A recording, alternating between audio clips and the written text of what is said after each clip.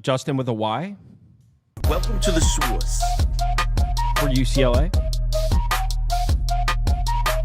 The source. What is he's a sophomore?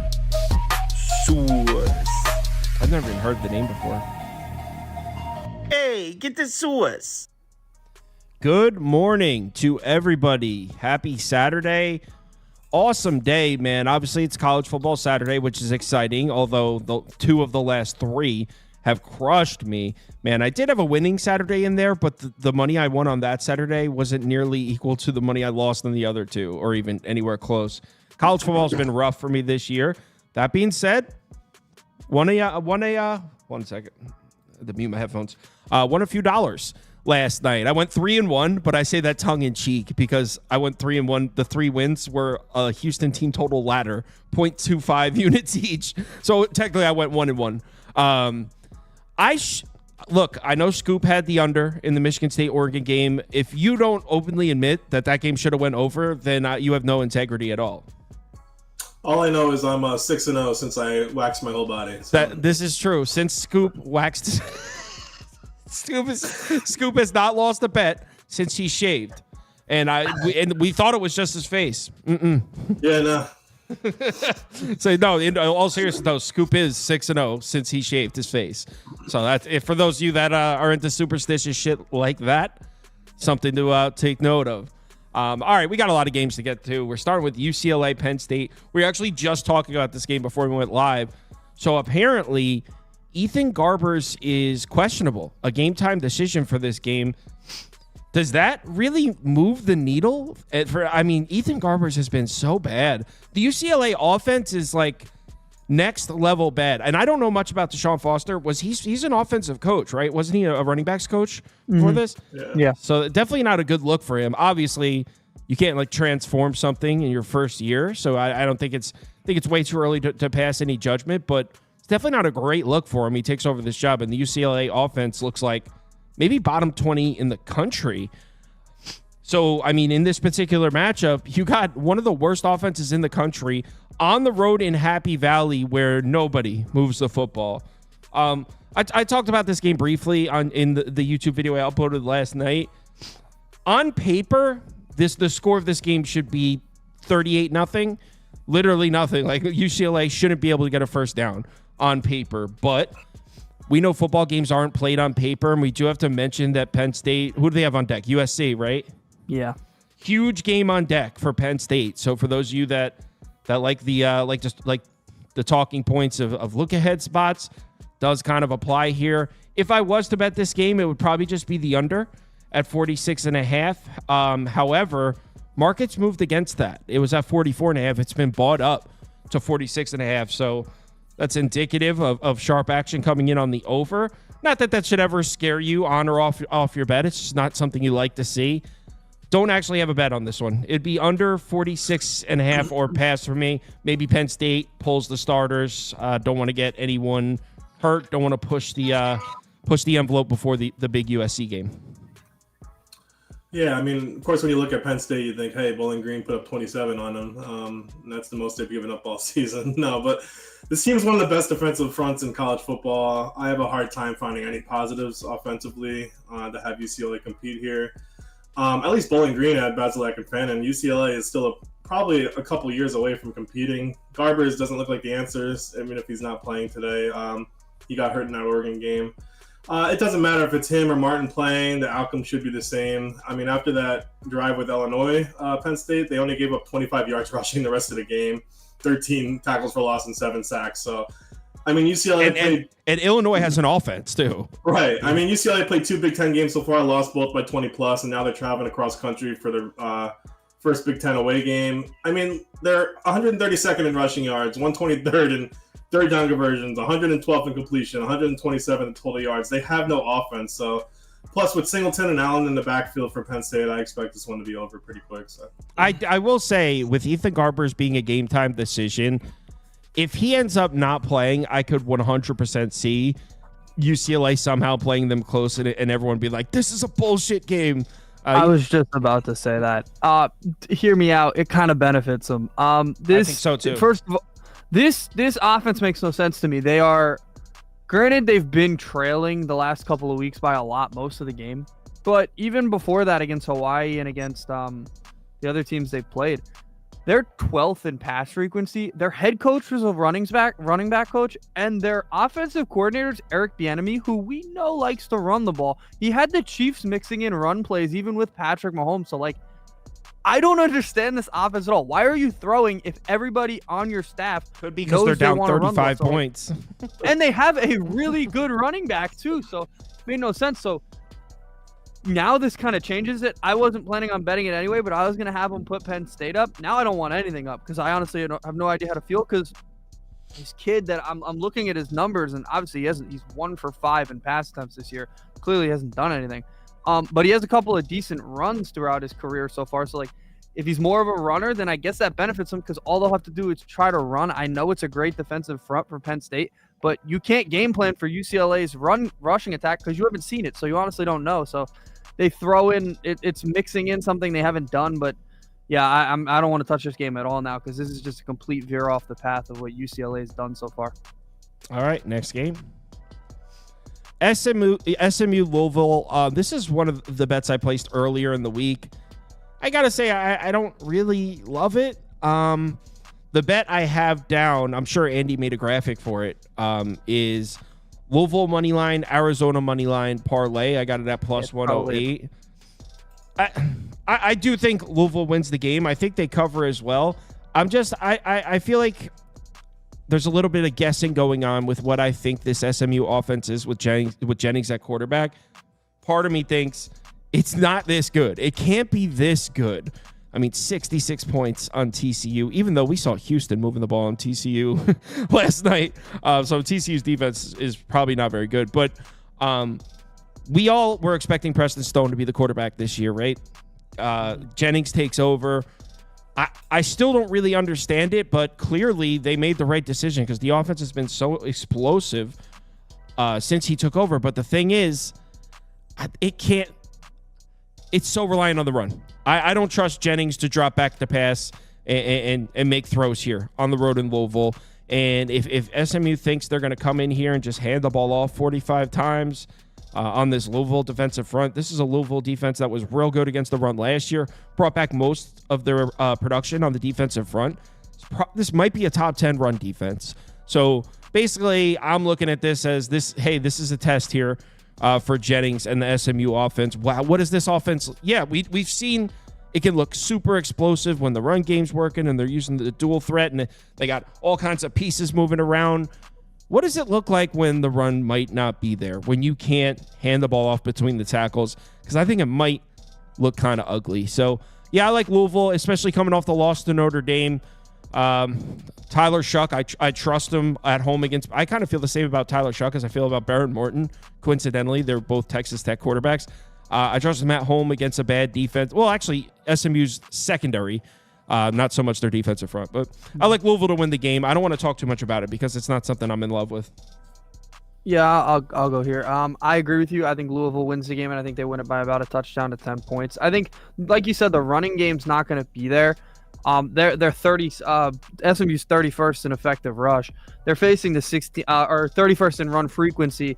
They're facing the 16th ranked effective rush defense in the country. And then on the other side, you're facing Shuck, who's looked pretty good with a weak secondary. I think that that's two mismatches that work perfectly for Louisville, and it's exactly what both teams want to do, and it kind of just plays right into Louisville's hands. So as long as everything's good there. I mean, in all seriousness, the rush attack for SMU's their bread and butter. It's what they want to do. Notre Dame's the same way. Notre Dame only ran for 4.1 yards per carry. They got some fortunate mistakes by Louisville that they made in that game that kind of made that game go the way it was. But I thought Louisville played fine outside of those mistakes last week and had a chance to win.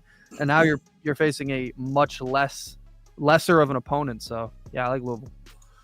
Yeah, I counted out SMU after that BYU loss, and the reason was it seemed like they had no clue what to do with their quarterback. Then Kevin Jennings came in, and they scored 108 points the next 2 weeks. So, I mean, defensively, I still think they're vulnerable. I'm a big fan of this Louisville team. I'm going to go with Louisville here. I like Tyler Shaw. I think he's definitely the best player in this game. They had some dumb mistakes in that Notre Dame game. They definitely could have won. They had 3 fumbles by their team. lost to a pick from Shock. That sucks. But SMU was outgained the last 2 weeks, even with those 108 points. So the reason they stayed in their games is turnovers. They're actually leading the league in turnovers for us. But so they're giving up a ton of points and yards. They just get the big play on defense. I think that kind of stops here. Louisville's more than capable offensively and defensively. Shuck protects the ball. His first pick wasn't until last week against Notre Dame, who was a way better defense than SMU. So I just don't think SMU's as dominant as you see. TCU and Florida State are okay. Well, TCU's okay, sorry. But they haven't faced a defensive team like Louisville yet. So I think they'll get to shut down Lacey and force Jennings to beat them through the air. I'm just not sure if he's going to be able to do it here. All right. We're all on Louisville. Wow. SMU puts up 108 points in 2 weeks, and we give them zero love for it. Next game. Purdue, Wisconsin. Oh, you have a bet on this, right? Yeah, you guys are going to hate this one. Yeah, I can't do it. So I actually have a few dollars on Purdue money line. All right, so it's a small bet. I like Purdue plus the points. Not one of my favorites of the day, but I did bet it. I do have some money on this on Purdue. Look, I know the state of this Purdue football team. It's not looking great. Like, when is this Ryan Walters magic going to kick in? We're patiently waiting for it. That being said, Wisconsin, you can't say many positive things about Wisconsin either. And I can't believe I'm saying this, but I think Purdue's going to be able to run the ball a little bit on Wisconsin in Madison, which is just wild. If you've been a Big Ten football fan for the last 10 years, like, that's a laugh out loud statement. Purdue running the ball on Wisconsin's defensive front in Madison. But this is Luke Fickell's Wisconsin team, the Jim Leonard days, the days when Jim Leonard was the DC of Wisconsin. They're gone. He left after the 2022 season when they didn't give him the head coaching job inexplicably. Purdue, okay, they were unable to run the ball in Nebraska and Notre Dame. All right, not many teams can run the ball in Nebraska and Notre Dame. Almost nobody can. In their other two games, they average over 8 yards per carry. Now, one was against an FCS program, and the other one was against Oregon State, who really struggling to stop the run, Oregon State, so far this year. So they played a couple bad defenses, but Wisconsin isn't a good defense. I put them somewhere in between those two groups that I just mentioned. Braden Locke's going to be playing quarterback here. In my opinion, it makes Ryan Walters' defensive game plan a little simpler. I mean, do whatever you can to take the run away, and that's going to be a problem because Purdue's defensive front has been struggling to stop the run. They've been struggling to stop the run. In Wisconsin, although it's not the Wisconsin of years past, they still can run the football, even without Braylon Allen, even without the NFL running backs that they usually have. They can still run it a little bit. And on paper, they should be able to run the ball here, but I don't trust Braden Locke throwing the ball, which means Ryan Walters can maybe get a little flexible with his defensive play calling here, do whatever he can to slow this Wisconsin run game down. The original bet I liked was actually Purdue first half plus 7.5. I ended up just betting these. Again, super small bet. I have a half unit and 0.25 units on these. So this is not a big bet, but it's just a fade of Wisconsin. I don't think Wisconsin should be laying 12.5 to any Big Ten team. I really don't think they're very good. So I'm on Purdue. Yeah, that Purdue Nebraska first half was a barn burger. That was an offensive explosion. Does anyone think that Ryan Walters just is not a good coach? Hey, no, we're not. Don't say that. Don't let him. Listen, I'm on the under here. Do you even know anything about Ryan Walters? Do you know what he did at Illinois? Yeah, I saw him. Thank you. He's now at Purdue, and he's god-awful. You're sounding disrespectful to Ryan Walters. Listen, I watch Purdue, and it makes me nauseous. So, I mean, Hudson Card is just bad, like DJU bad. I mean, I'm on the under. This team also missed a couple field goals last game. They had 13 penalties or 165 yards. So I guess that's a indictment of Ryan Walters' coaching. They're just really undisciplined. But do I think Wisconsin's good? Like you said, no, I don't think you're good at all. Not really. Obviously, Tyler Van Dyke tore his ACL. Locke took over. He doesn't look good. They did beat Purdue last year, 38-17 in West Lafayette. So, yeah, this may be kind of like a payback game for Purdue. Wisconsin had two really tough games when Locke came in, so it's not great for Locke to come in against Alabama and then at USC. But I guess it's probably the game they need right now, beating a struggling Purdue team, especially before they go to future Big Ten champs Rutgers next week. Listen, this this might be the first 4-quarter game Wisconsin kind of needs. But I just like the under because, like I said, Locke's not a great quarterback. Purdue has a actually decent defense. It's not bad by any means. And plus, I don't think Purdue's going to move the ball whatsoever. So I think this game is going to be like a 20-10 type of game. Vanden Bosch is in the comments. He's saying, as a Badger fan, we ain't covering shit today. There you go. So Vanden Bosch is with me on Purdue. I will say I passed on this, but I do want to put something up because I already said don't play. Yeah, you're going to pass on every single game today? What? You're going to pass on every single game today, you think? Yeah, pretty much. No, I'll put Purdue up for me. What? I hate this team. Yeah, I hate this team. I hate this program, but if I had to pick, gun to my head, and I don't want you to pull the trigger here, I'd probably say just put Purdue up because, like, as bad as I think they are, and I do think Ryan Walters has been a little bit above his weight class here in the Big Ten so far, I do think that they can cover this Wisconsin team. Last week, they probably should have won that game. USC came out hot as hell, and then that was their best fastball. Yeah, they kind of just lulled. They just had like he said, they played their best game. They felt really good, and they still wound up not even covering. I mean, they played pretty well early and then just fell off a cliff. I think that carries into this one. I know it's a home game, but they haven't been necessarily the strongest offensive team at home, even when Tyler Van Dyke was playing. They weren't scoring on Western Michigan. They weren't scoring on South Dakota. They certainly didn't score on Alabama. Purdue, I think their defense can be better than what it's been, obviously, with Ryan Walters, but just Purdue here. I hate this team. I've heard you go on at least 5 or 6 Purdue hate speeches before. Well, I think your love for this coach. I mean, I understand what he did at Illinois. He had a lot of talent on that defense. No. He right now one of the best whoa. In the league. The year before he took over, they were the 111th ranked defense. I know. I understand. So he had a lot of talent on the defense. He did Sometimes those guys just can't be head coaches. All right, you're rushing the gun there. Hey, Scoop, good news. TWD says great pick on the under. Thanks, man. Appreciate that. All right, next up. All right, Boston College, Virginia. May have been a little quick pulling the trigger on this one. If you guys watched the video I uploaded late last night, I said that I like the over, but I was going to wait until I was like, this is my exact words, where, guys, I like the over here, but unsure about the status of Thomas Castellanos, and I don't want to place it until it's confirmed that he's playing. And I recorded that and then placed the bet right after. I think it has since been confirmed that he's playing, but I said that and then just placed it anyway.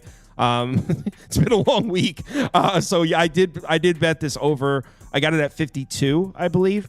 I was up like all night last night, so his brain's going. Yeah, the coffee's kicking in though. I'm starting to feel it. So the reason I like this over isn't necessarily because I think these defenses are going to struggle. In fact, I think these defenses are both a little bit undervalued. It's more the way I think this game's going to go. Both of these defenses have actually been pretty respectable against the run. Boston College, they're allowing like 3.1 yards per carry against their 3 FBS opponents or so. I don't have the stat in front of me, but teams are not running the ball on Boston College defensive front. And same goes for Virginia. They've been doing a solid job against the run as well. And you would think that means, okay, if teams are going to struggle to move the ball, why wouldn't you play the under? Well, I actually think what the result of that is going to be is a lot of throwing the ball. And both of these teams have quarterbacks that could put points up quickly. I like how Calandria is coming off back-to-back games where he didn't play his best back home against a Boston College defense that has been better against the run. They've struggled a little bit against the pass. So on the road in Virginia here, I could see Calandria throwing 2 or 3 touchdowns today. And on the other side, I mean, Castellanos, I don't even know. I'm pretty sure it was an undisclosed injury. Do you know what the injury was, Andy? It was somewhat his leg. I remember they said leg injury. Perfect, because my consensus was that Virginia is going to be scoring points, so Boston College is going to have to throw the ball to keep up.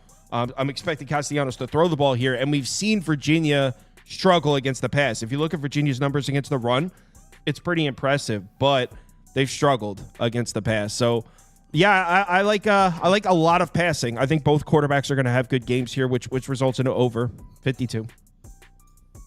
Yeah, this is one of my favorites of the day as well. This is completely against the grain of what I've been betting because I love this Virginia team. I think this is the best team they've had in a while. And I've been completely off of BC as well. I think I've bet against them every time they played. But here I'm on BC. I think that the pass defense is the big strength of this team. You have to be able to run if you want to beat this BC team. I mean, we saw Missouri. They really had to run. They had to run the ball well with Noel, and then that opened up Brady Cook. And look, Brady Cook's really good. That Calandria is not Brady Cook. Like, that's the one quarterback that has beaten BC this year. It was him. And then last week they played Veltkamp, who I love. They shut him down pretty well, even though that game was they almost lost that game. They shut him down pretty well. They shut down Aiden Childs. They had 3 interceptions against them. Like, they've done a pretty good job against quarterbacks this year. Calandria is probably the second best they faced, but again, the other one was Brady Cook. Like, this is not Brady Cook. And then on the other side, I think Castellanos, when he plays, this offense is just a different animal. They had a quick start against Missouri with him in there. They have an energy when he plays. They've already won a road game. I know it was at Florida State, but they won a road game, so clearly they can play on the road, and they played a close one with Missouri. So this is completely against what I've done, because I honestly didn't think this BC team was very good, but Bill O'Brien's got them playing really good defense, and their offense is there as well. I mean, it's not obviously the strength of the team is the defense, but the offense has not been a slouch this year. See what happens when they get rid of Halfley? Things start going well for them. If you guys start making a joke because Halfley coaches on the Packers now, which is Andy's favorite team. Anyway, Scoop, go ahead. Yeah, what Andy just said, Bill O'Brien, I always thought he was a great coach. Terrible GM, but great coach. I'm really excited for this game. I'm on Boston College as well. I was actually excited to debate Andy because I thought he was going to be on Virginia. But Calandria does well. I mean, Calandria does well in these mid-type games. He also gets a solid wide receiver back in J.R. Wilson. He's finally making his debut. But, I mean, his line has been around 1.5, 2.5. It would flip if Boston College was home, I think. Yeah, so really it should be a close game. I would take Boston College with the points. I would probably take Boston College on the money line if you're going that route. Castellanos back for this one, and you can see how much they missed him against that Western Kentucky game with Grayson James started. They needed to rally. He's not a dual threat. He sits in the pocket. So, yeah, with Castellanos here, I like their chances. He's actually 6th in college football in passing efficiency. Virginia hasn't faced a dual threat quarterback like him yet, so I think they'll struggle to contain him, rolling out and tucking it when there's nothing there. Coupled that with a pretty great defense in Boston College so far, they should be controlled both lines of scrimmage, so Boston College should pull this one out. Calandria's my boy, but I have to go with Boston College on this one. I'm surprised both of you guys on Boston College. I think it's a nice spot for Virginia. But I didn't bet it. I do agree that I think Castellanos might have a big game throwing the ball. So, all right, let's move on to the next scene. Pitt, UNC. My favorite bet in this game is Kodai Senga to record a win. He's not going to pitch long enough. We'll see. He said he's ready to go 200 pitches. He said that. And regardless of whether or not he actually is, I love the intensity. In this game, we have Pitt on the road at North Carolina. This is a straight pass for me because – look, this Pitt team keeps costing me money. I faded them a couple of times and lost. And how this offense looks, or I should say how this whole team looks, is just so far off from what I expected to see from them this year that I think I need to just let a few more data points record before putting any more of my money on or against Pitt. I didn't even know Holstein was going to be the starter. I thought it was going to be Nate Yarnell. Holstein wins the job and looks like Andrew Luck at Stanford out here. I don't even get it. Where did this come from? He's slinging the ball. So I don't know. I also don't really understand the line. North Carolina's kind of looked like shit. So based on what we've seen, you would think Pitt by at least a field goal. But I will say, I do think Omarion Hampton could run the ball on Pitt's defensive front. We haven't really seen it yet because West Virginia's rushing attack's been a little disappointing. But this Pitt defense lost all their defensive linemen and their D-line coach from last year. And we haven't really seen that get exploited yet. This North Carolina offense now with the quarterback situation, it's very reliant on Omarion Hampton making plays on the ground. So I could see them giving him a lot of touches, and I could see him averaging 5 yards a carry here and giving Pitt some problems. So maybe that is how North Carolina finds their way to a win here, keeps Pitt's offense on the sideline. I guess if gun to my head, North Carolina or pass, but you can put North Carolina up. This is a pass for me. Yeah, Pitt's a surprising 4-0. Probably should be 2-2, but they're here. Dead ass. They should be 2-2. I'll take the home dog as well. They covered for me last week, North Carolina, barely, but I think they will this week. North Carolina's defense is a little troubling. They did go up 70 to James Madison, and they looked great against Duke until they didn't.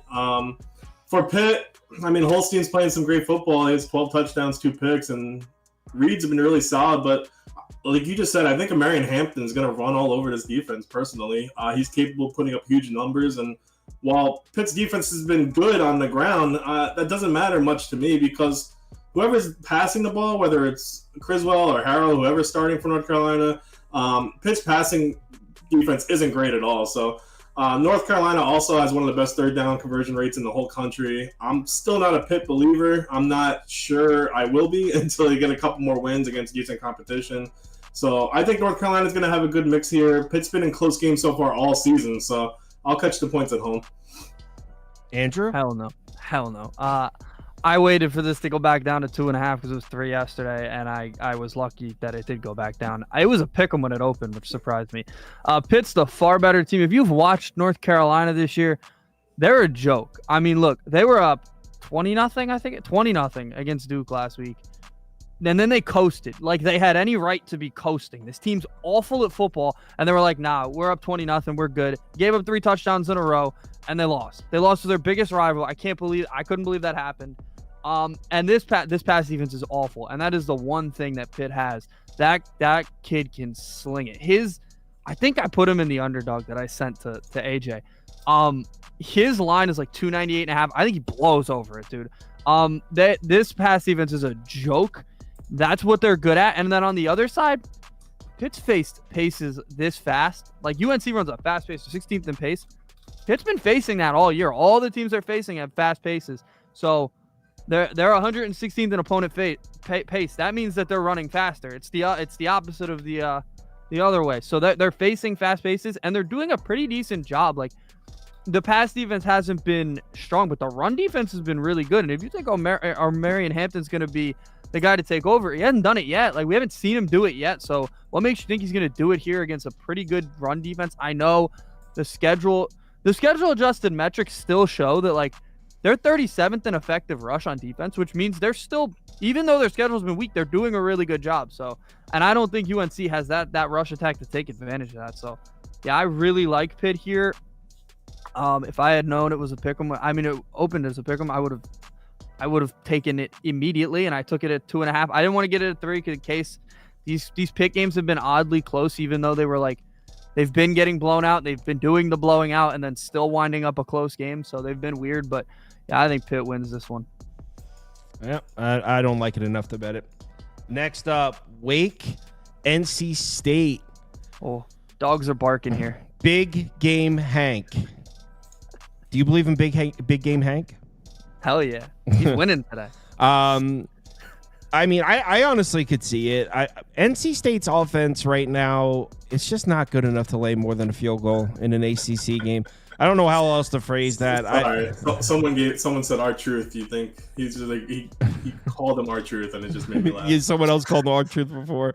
In my opinion, NC State's offense in the current state is just not good enough to lay more than a field goal in a conference game. Yes, I'm aware that Wake Forest, in terms of ACC opponents, probably towards the bottom of the ACC, maybe the actual bottom. But I mean, this NC State offense was held to 2.6 yards per carry and 5.4 yards per pass attempt last week against Northern Illinois.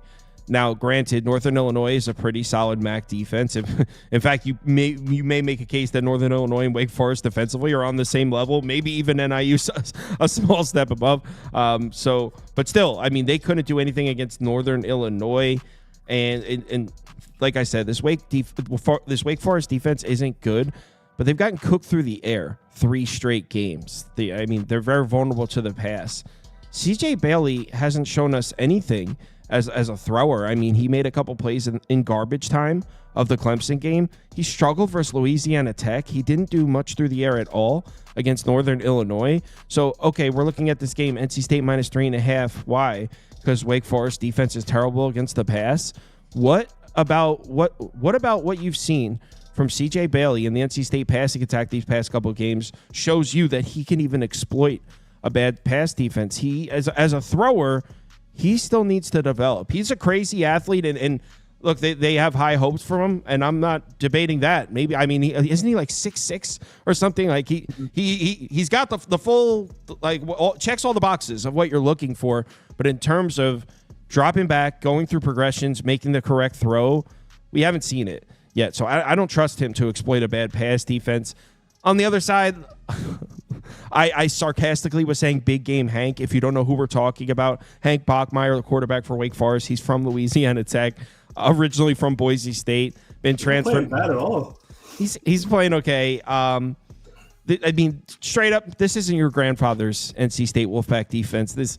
I don't know if it's the loss of Peyton Wilson or just the loss of a ton of production, but NC State past few years has been a defense we can hang our hats on. It's going to be a top 3 defense in the ACC every single year, top 4, top maybe. But this is not the year. They're actually struggling defensively, so can't lay more than a field goal.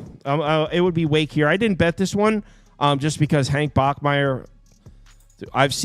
Hank Bachmeier has taken money from me in the past, not just this year.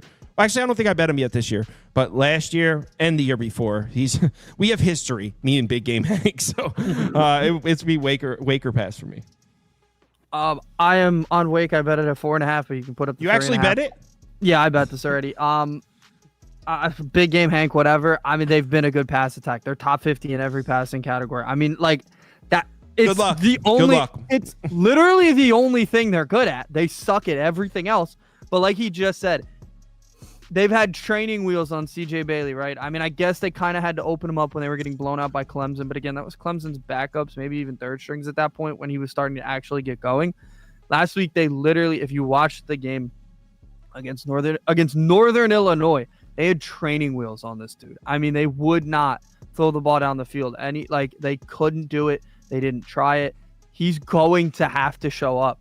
He's going to have to do something he hasn't done yet in order to keep up with Hank Bachmeier and a pretty good passing attack. Now, Wake Forest literally can't do anything else. They can't kick. They can't run. They can't play defense.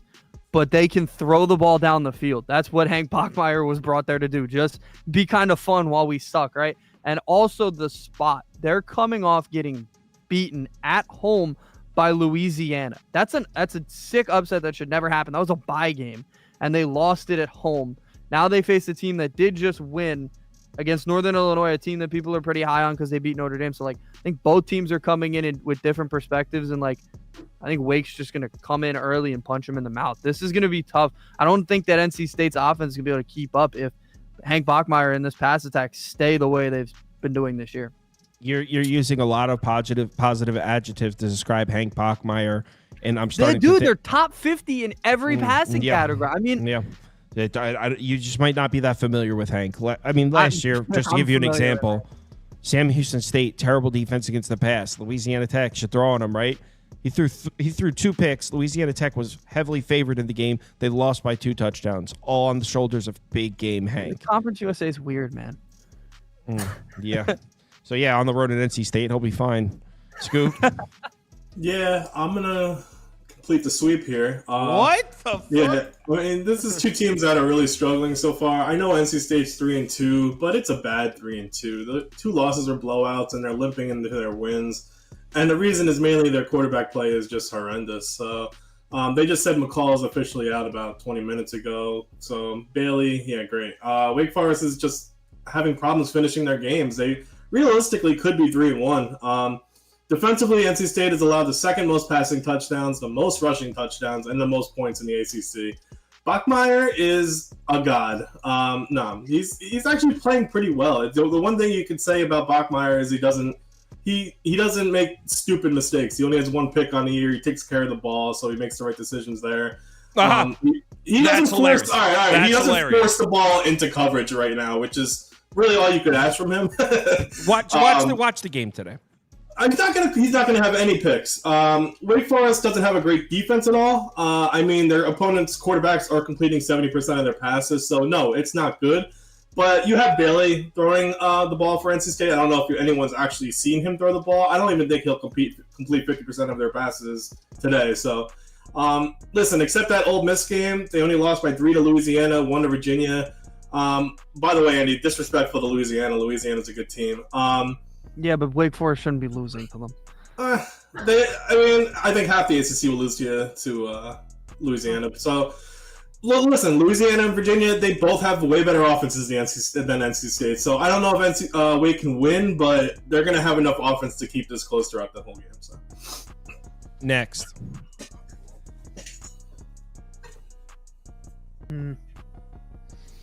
What a football game. Hawkeyes. Look, you guys probably already saw what I said about this game, so I'll make it brief. Very simply, I think this Iowa rushing attack is real. It looks really good. Caleb Johnson looks different than the RBs we've seen of Iowa in the past. Usually it's a very fundamentally sound, take the 4 yards, follow the offensive line, control the clock. Caleb Williams is a big play guy. I mean, this is a home run hitting running back, not usually the type of back we see at Iowa. And I was really surprised the first time I saw him play earlier in the year. He's explosive, man. I really like Caleb Williams a lot. I think he's an NFL kid. But it's not just him. I mean, the Iowa rushing attack as a whole, really impressive. They went on the road into Minnesota. This is a Minnesota defense that was keeping Michigan from running the ball on them in the big house. Iowa went on the road in Minnesota and averaged over 6 yards per carry in the game. This Ohio State defense is official as hell. I don't know if there's anybody that could stop Iowa from moving the chains a bit. I mean, I'm not expecting Iowa to put up 30 points. Are you crazy? All I want from Iowa's offense here, move the chains a few times on the ground, chew up some clock, play the field position game. Don't give Will Howard and that high-powered Ohio State offense the ball in the 40. Make them take it on their own 20. Play the field position game, and this Iowa defense is good enough to keep this competitive. I also like an under bet here. I'm on Iowa, by the way. I got it at plus 20.5. It's at 18.5 now. My pick would still be Iowa, anything above 17. I also like the under as well at 45.5. This Iowa defense might be the best in the country. It's certainly top 3. So, I mean, just laying that many points to a defense of that caliber is pretty crazy.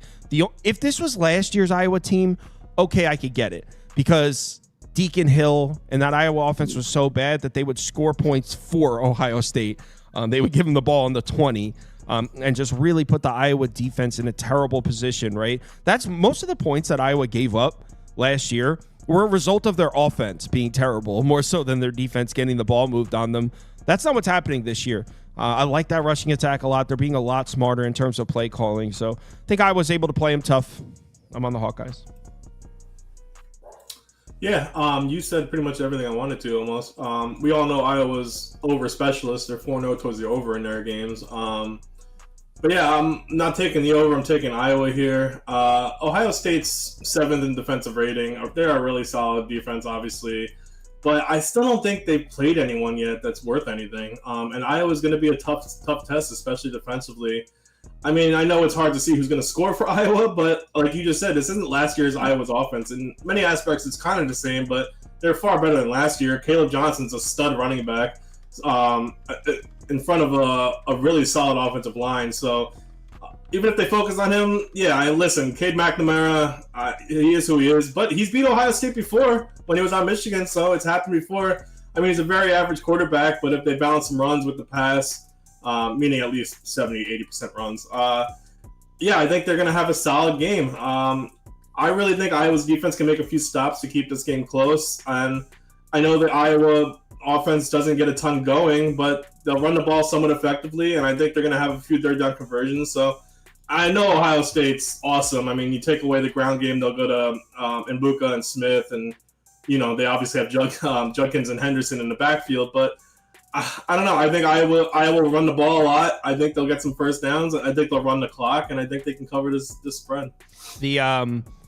Don't pay no heed to the super chat. That's Doug Lane. He's a diehard Ohio State fan. Nothing he says is objective. He's a diehard Ohio State fan. He's not seeing the board clearly. Thank you for the super chat, Doug. R-Truth, what do you think? Ohio State. I bet this already. I think I missed. I think I had it at 19.5. It went down another point. It's not a key number, so it doesn't matter. Pretty simple. I just don't think this. I understand the run game has been much better. I just don't think you can try to outrun Ohio State, dude. I think if you get one sack, that possession's over, dude. One mistake, that possession's over for Iowa. They can't throw. I mean, I know it's slightly better than last year, but like last year was a pile of shit. It's still a pile of shit. It's just smaller. Like they still can't throw. So it's like Michigan State yesterday. Any mistake, that possession's over. You can't. That's a wasted possession. You're punting it, and they're gonna go down and score. I just don't think Iowa has the talent on that offense to keep up with the Ohio State defense. And then I think by the third quarter, their defense is gonna be gassed. Like I think they're going to be on the field a ton. So like they might stop maybe Iowa first half if you're looking for Iowa. Maybe it's close at halftime, but I think by the time this game gets to crunch time, Ohio State's gonna have guys fresh, ready to go. Their defense is gonna be fresh. I don't think they'll be on the field very long. And then Will Howard's just going to be able to dice up this secondary once they're all gassed. So it's chalk as hell because I think as the number goes down, people are going to bet Ohio State today. But I just think you got far more talent. And Iowa has to play a perfect football game to keep this close. They have to play a perfect football game to keep it within this number. And I don't think they can. Thanks for the super chat. And AJ, you want to put his super chat up? He gave a bet out, JT money. Caleb Johnson, 100 yards rushing at plus 180. I like it. Taking someone to record 100 yards rushing on the road in Columbus, that takes a set of stones. I mean, no, I agree. I like it. All game. Yeah, I wasn't just saying that. I do like it. I think that's cool. I mean, plus 180. Floorgasm asks, what have you been doing to lose weight? No BS, man. You look fantastic. I actually took up a crack cocaine habit. It's the healthiest decision I ever made. You could just get diabetes like me, and you can be all right. No, I DoorDash the same 3 meals every single day, and they are on the healthy side. So, all right, next up. I take Wegovy. No, I can't do them. I can't do these. But cocaine does help, too, so in case anyone's... Healthiest decision I ever made. Right. I mean, that'll lose weight pretty quickly. Next up is... All right, I'm not talking about this game. I like Georgia to blow them out, but Andy, the Georgia fan, the dude that isn't objective at all, is saying Georgia's going to struggle. She thinks Georgia's going to struggle. I don't think they're going to struggle. I just don't think they're going to cover this number. I don't think they're going to cover the number. Look, Georgia in the first half this year has combined in their FBS games, because they played a game against Tennessee Tech. Throw that one out the window. It's their only other home game, too. They've scored 15 points. Or 16 points. 16 points in the first half against FBS opponents. Now, maybe you just say, whatever, they were road games. It is what it is. I mean, they were playing pretty good defenses. I still think Auburn has a pretty decent defense. Like, their defense is fine. The defense isn't the issue. The issue is if Peyton Thorne's going to continue to throw 4 interceptions and Hank Brown's going to come in and throw 2 himself, like, that's the issue. I think Auburn's gonna make it so those guys can't make mistakes. Like I honestly think that they're going to make it. They're gonna run the ball the whole game, try to which has worked. Georgia's run defense has been a joke so far. I mean, they were making Jalen Milroe look like a video game character live on that field. They were making the running backs like Jam Miller was looking like. I mean, they honestly. The run defense and the pass defense at the end of the game was a joke, but the run defense for Georgia has been so bad. Like, I think Auburn can just run the ball the whole time, and they'll keep it within this number. Because Georgia in the first half can't score. They need Carson Beck to not make mistakes. I don't know. He looked awful in the first half last week. So this simply would be, I didn't put the graphic up. It would be Auburn first half or Auburn full game, because I honestly think that they will cover this number. Kirby Smart would blow them out if he had the opportunity. I just don't think they're going to have the opportunity. This game could honestly, I think it'll be like 17-21 to nothing, honestly. I think DeBoer got in your head. I think DeBoer got in your head last week. You're down your own boys. I think Georgia blows them out start to finish. It'll be Georgia for me. Yeah, I'm really not sure what to make. Hairston, sorry to cut you. Hairston said Georgia first half. I was thinking the same thing. Georgia first half minus 13.5. You don't have to put it up. I'm on Georgia. I didn't bet it. Yeah. Auburn was up 11 on Oklahoma with like 10 minutes left. Still lost by 6 points. They went back to Peyton Thorne, who got benched the week before. I really don't know how to pick this game. Georgia, even though they struggled a bit offensively and last week against Bama kind of defensively, I really want to take the points, but Thorne isn't great. Even with that Alabama game, I mean, they match up well against each other. Carson Beck's having, I think that's a little bit of a down year, but overall, both lines in Georgia should carry them to a big win here. And really abandoning the run game in that Bama game, I guess it really kicked Carson Beck in the gear. So I think that Kirby Smart's always playing too conservatively, but if he opens up the passing game like he did in the fourth quarter, I think this should be a bigger win here. I'm a little worried that Auburn's 0-2 in the SEC. They lost the last 7 against Georgia, and they usually keep this game close in general.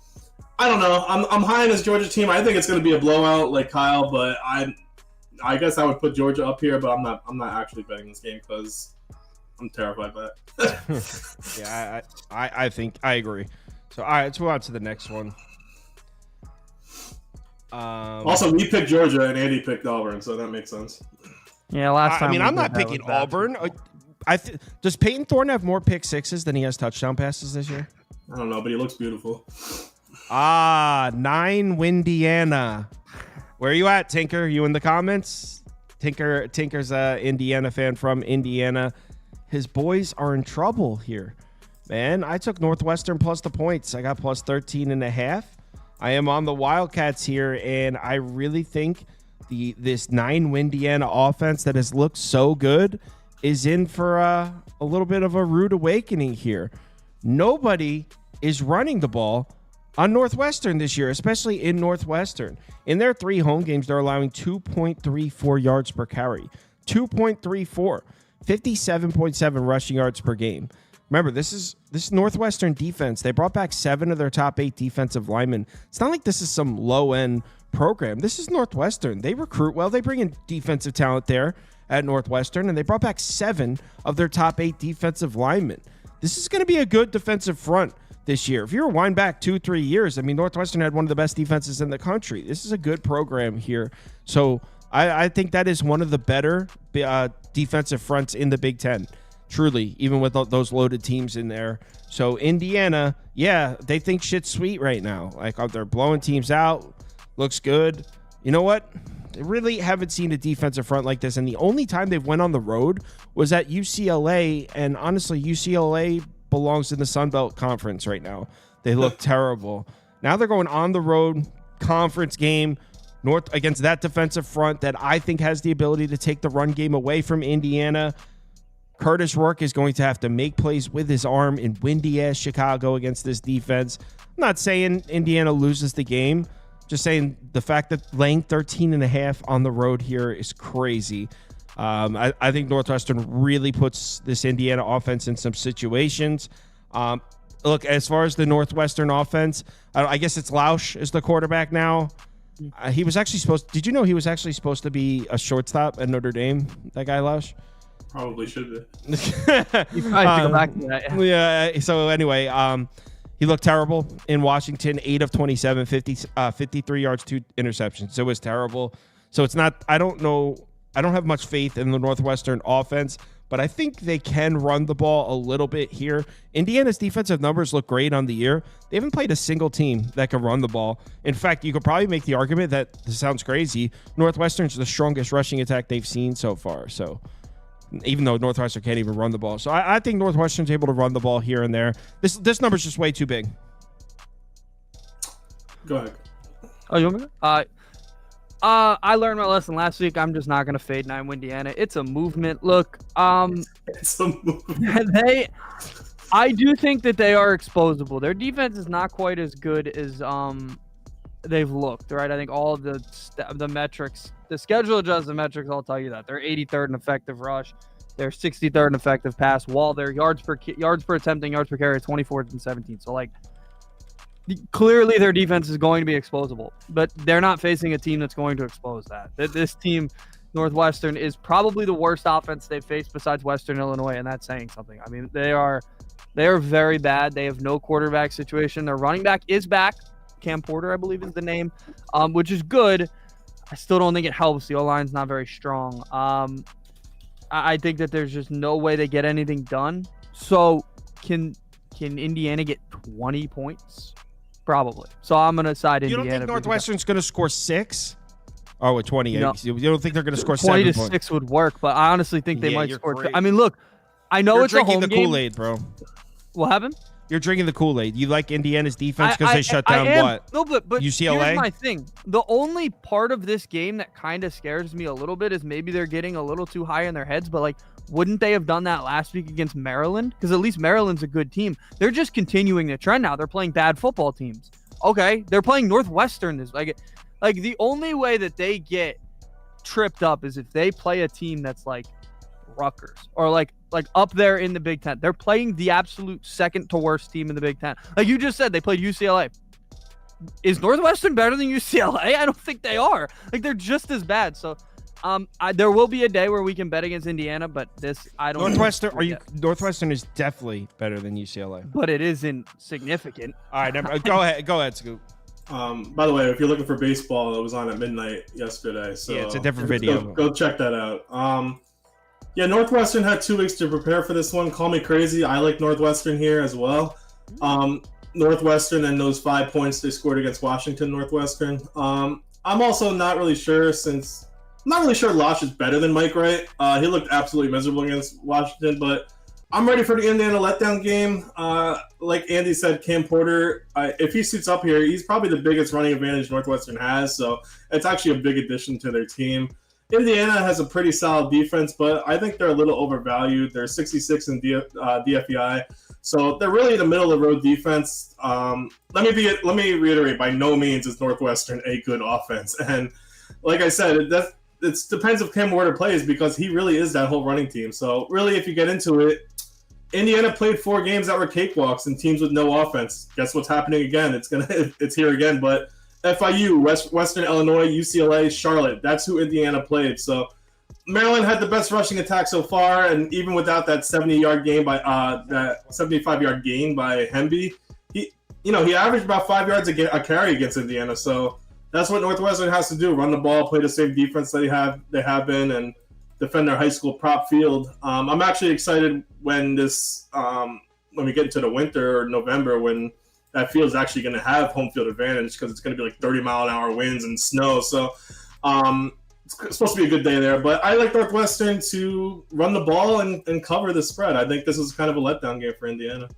Yep. Northwestern the week we fade Indiana. They play Nebraska. Virginia Tech, Stanford, and it's Stanford or pass for me because the run defense has been solid. I'm taking a quick piss break. Go ahead, guys. Wait 1 second. Let me pull it up. Let me just have them. I'll go. I like Stanford here.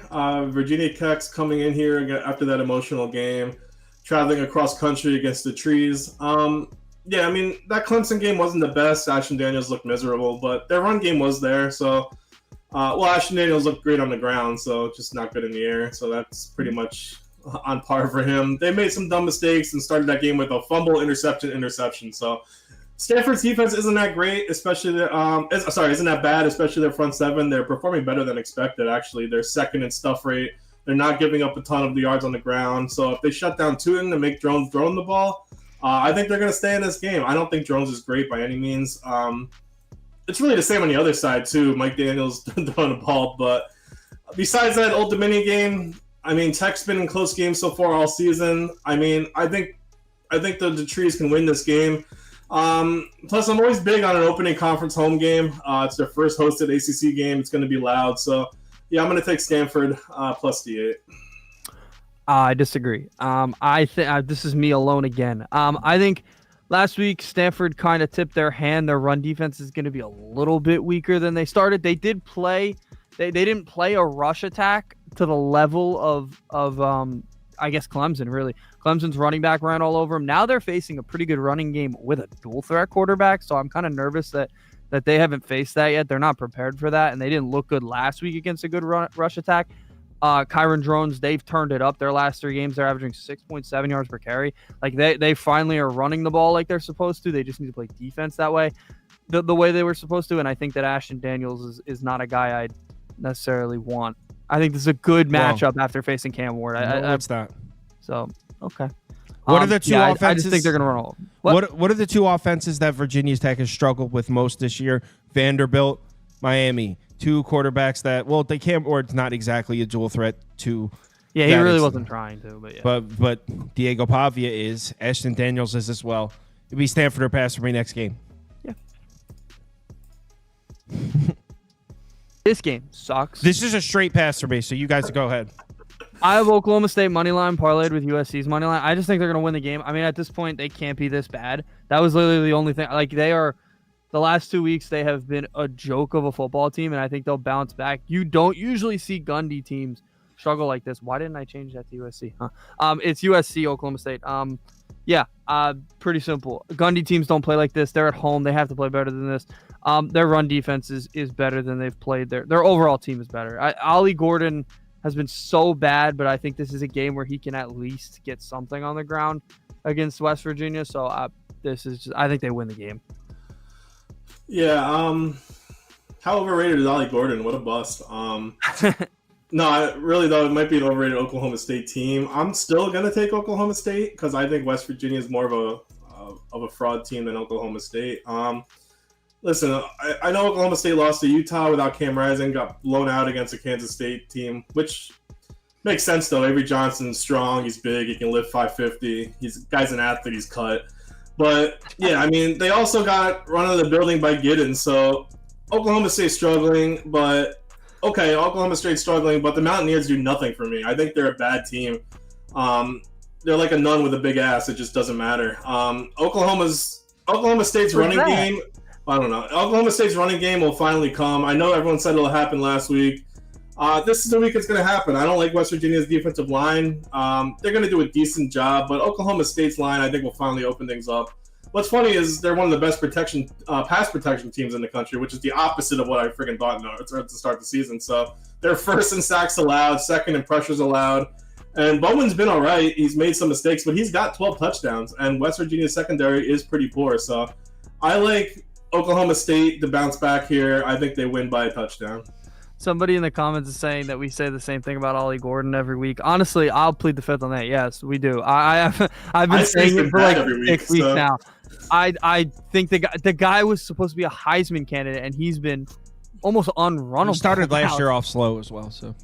Yeah, but this is like he at least had turned it up by now. We're halfway actually through before the Kansas State game last week, he actually had more yards this year than he did last year at this point. Yeah, but he had 35 more carries or something. Yeah, more volume. Yeah. Alabama, Vanderbilt. This one very strange because I'm curious what you think here. Well, sports betting 101, right? You got Alabama off the huge game, biggest game of the year. I mean, biggest Alabama regular season game maybe ever. I mean, that was Trump was there. It's like the biggest college football game of the year. Huge win for the program. Place was going crazy, right? Big miracle. I mean, not miracle. Big deep pass to take the lead back. Now you go on the road to play a bad Vanderbilt team that's coming off a bye, laying a big number. Sports betting 101, right? You take the 22.5 here. That's what you do. That being said, I'm not fucking doing it. That's what you're supposed to do. I'm not. I'm good. So I guess Vanderbilt or pass, but I'm not touching this. Yeah, this one's interesting. I know a lot of people are taking Vanderbilt, but I still think the majority of the money's on Alabama. They held tight with Missouri, and Vanderbilt's. I mean, everyone that played Missouri is close game. So I love Diego Pavia. He's a baller. He keeps teams in games. I'm not betting this. I honestly have no clue. Vanderbilt played up to the competition, then played down to Georgia State, and then played great against Missouri. So one thing I did was talk shit about Milroe to start the season, but he's been great, and really DeBoer really got him to unleash his potential, I think, and skill offensively. The issue with Alabama may be their rushing defense and offense. They're 66 in offensive success rate running the ball, so that might be a problem. But yeah, listen, I love Pavia. He has 6 touchdowns, zero picks. He has great running ability, so I think Vandy might be able to control the clock a little here. They've been playing pretty solid defensively too. I don't know how that's going to transfer to playing a team like Alabama, but still, if you're gonna take a chance, I would take the Vanderbilt plus 22.5. Nah. SEC hate of Alabama here. This is me being relatively inexperienced in this. I would take Alabama, but this is a learning experience if I miss this one. Because like in my head, this is the same Vanderbilt team we've seen for years, but they are slightly better. But man, it's tough. They lost a heartbreaker to Missouri. They almost pulled that upset. Now you have the nation's biggest brand, biggest team coming in. It's tough. Like, 22 and a half a few years ago for Vanderbilt against Alabama would have been like, holy shit, wow. This line used to be 38-40. Now it's 22 and a half. So, like, I get it. Maybe I'm getting trapped. I would take Alabama because I do think they're going to crush them. I think Alabama was up 28-0 on Georgia. I mean, that team clearly is very talented. But I do understand what you're saying. Betting logic would be you take Vanderbilt after that spot. So let's move on to the next one. Scoop, you want to go first? Because you had mentioned you like this game a lot.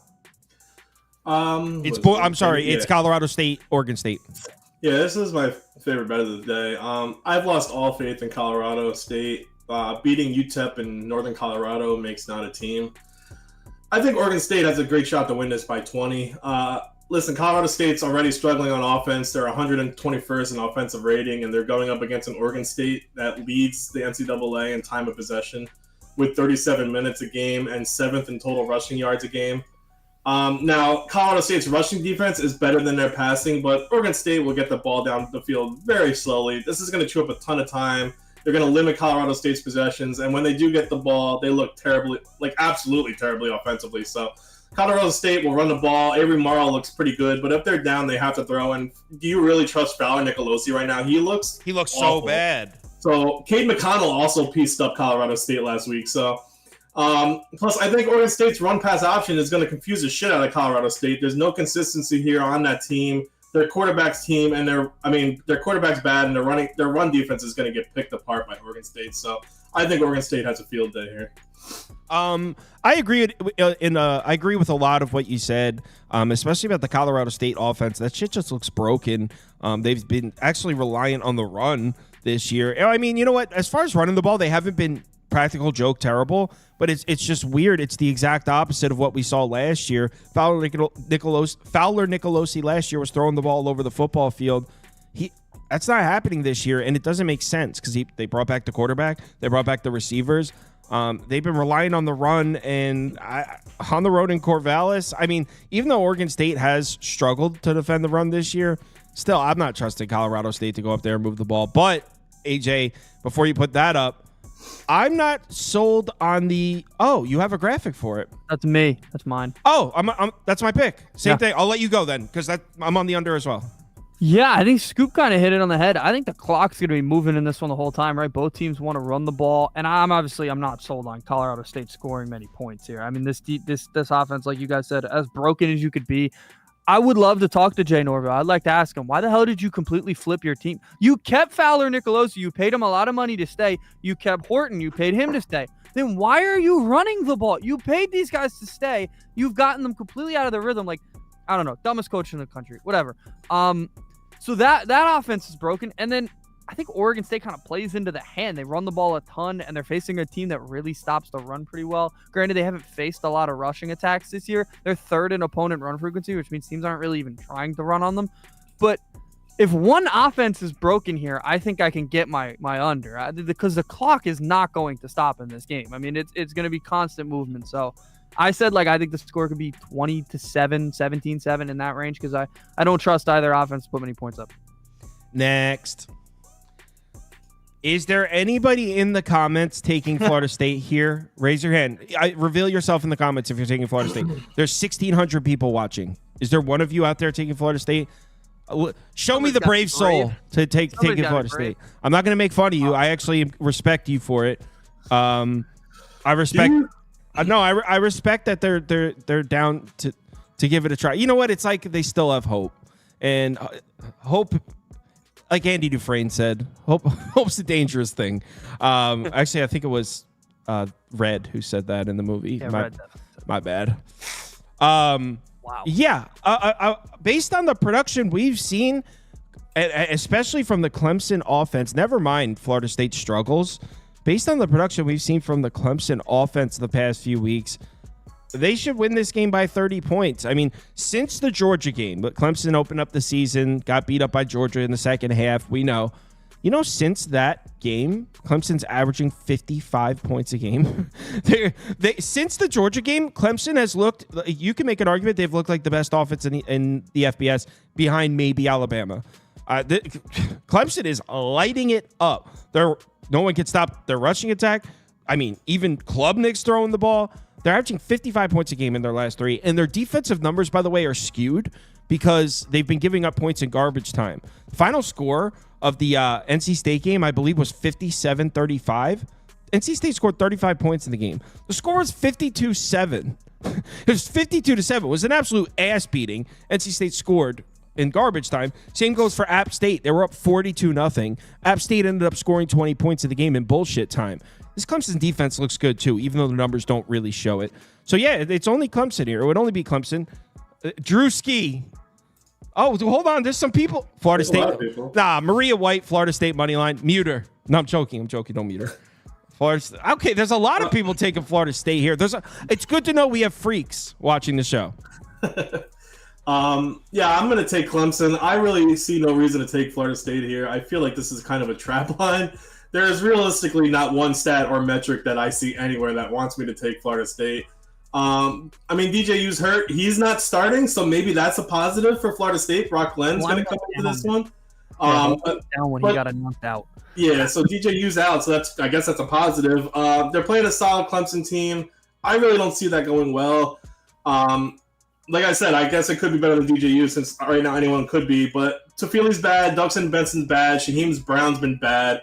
The only, I guess, positive is Ryan Fitzgerald. He's 6 for 6 on extra points and 6 for 6 on field goals, so he's obviously a beast. But I guess Florida State's front seven is doing okay lately. Florida State just has no home field advantage at Doak Campbell right now. The fans are sick of this team. They're not even filling the stadium anymore. They're leaving at halftime to go to Alpha, Omega, or Delta, Kappa. No, this Clemson will be able to dominate both lines of scrimmage. Klubnik has been doing way better since opening day. Like Kyle said, they've been dominating offensively in the last 4. So looking at the rest of the Florida State schedule, I don't think I'll take them in any game, including against Charleston Southern. So, yeah, I'm going to take Clemson here. Yeah, I guess I know. I'm aware DJU isn't playing, and I'm also aware that probably is an upgrade. But if you watch, I was about to say, I did a pretty deep dive on their options here at quarterback, and Brock Glenn. It's Brock Glenn, right? Yeah, Brock Glenn last year. Well, look, we know he was bad, right? He played in the Orange Bowl against Georgia's defense, which had their starters. I would say close to the level of what Clemson has. Clemson's defense is really good. He was 9 of 26. He had no shot in that game.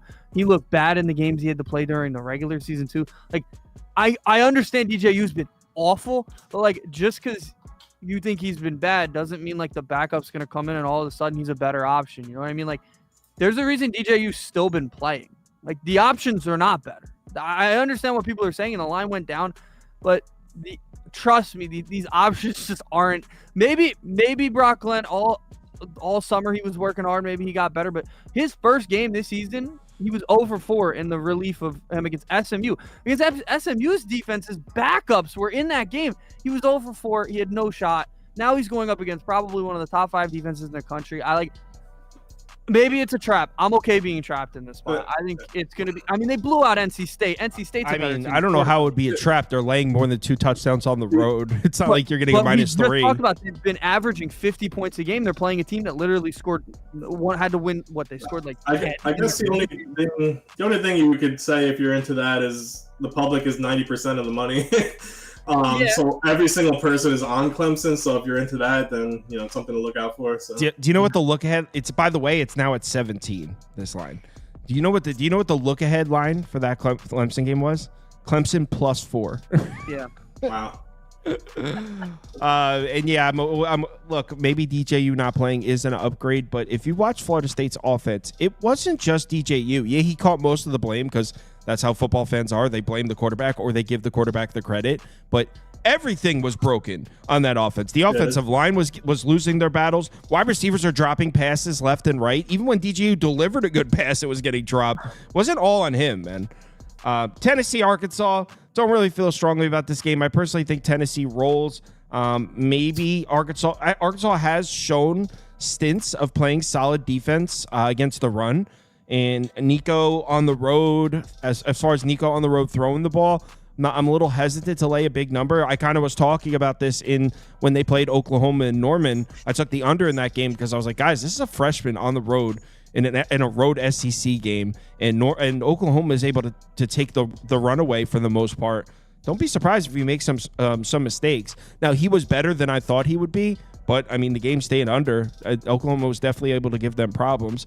Arkansas is not Oklahoma's defense, but let's give them some credit. They've been playing some solid defense against the run, so it would or either under or Arkansas. You could just put under up or Arkansas team total. No, actually, don't put under up because I don't like the under. Tennessee might score 60. What I gave out on YouTube was Arkansas team total under 23.5, I think. So you could put that up, but I didn't bet it. Yeah, I'll probably get shit for this. I know Tennessee You're taking? We're kind of frauds going into that Oklahoma game.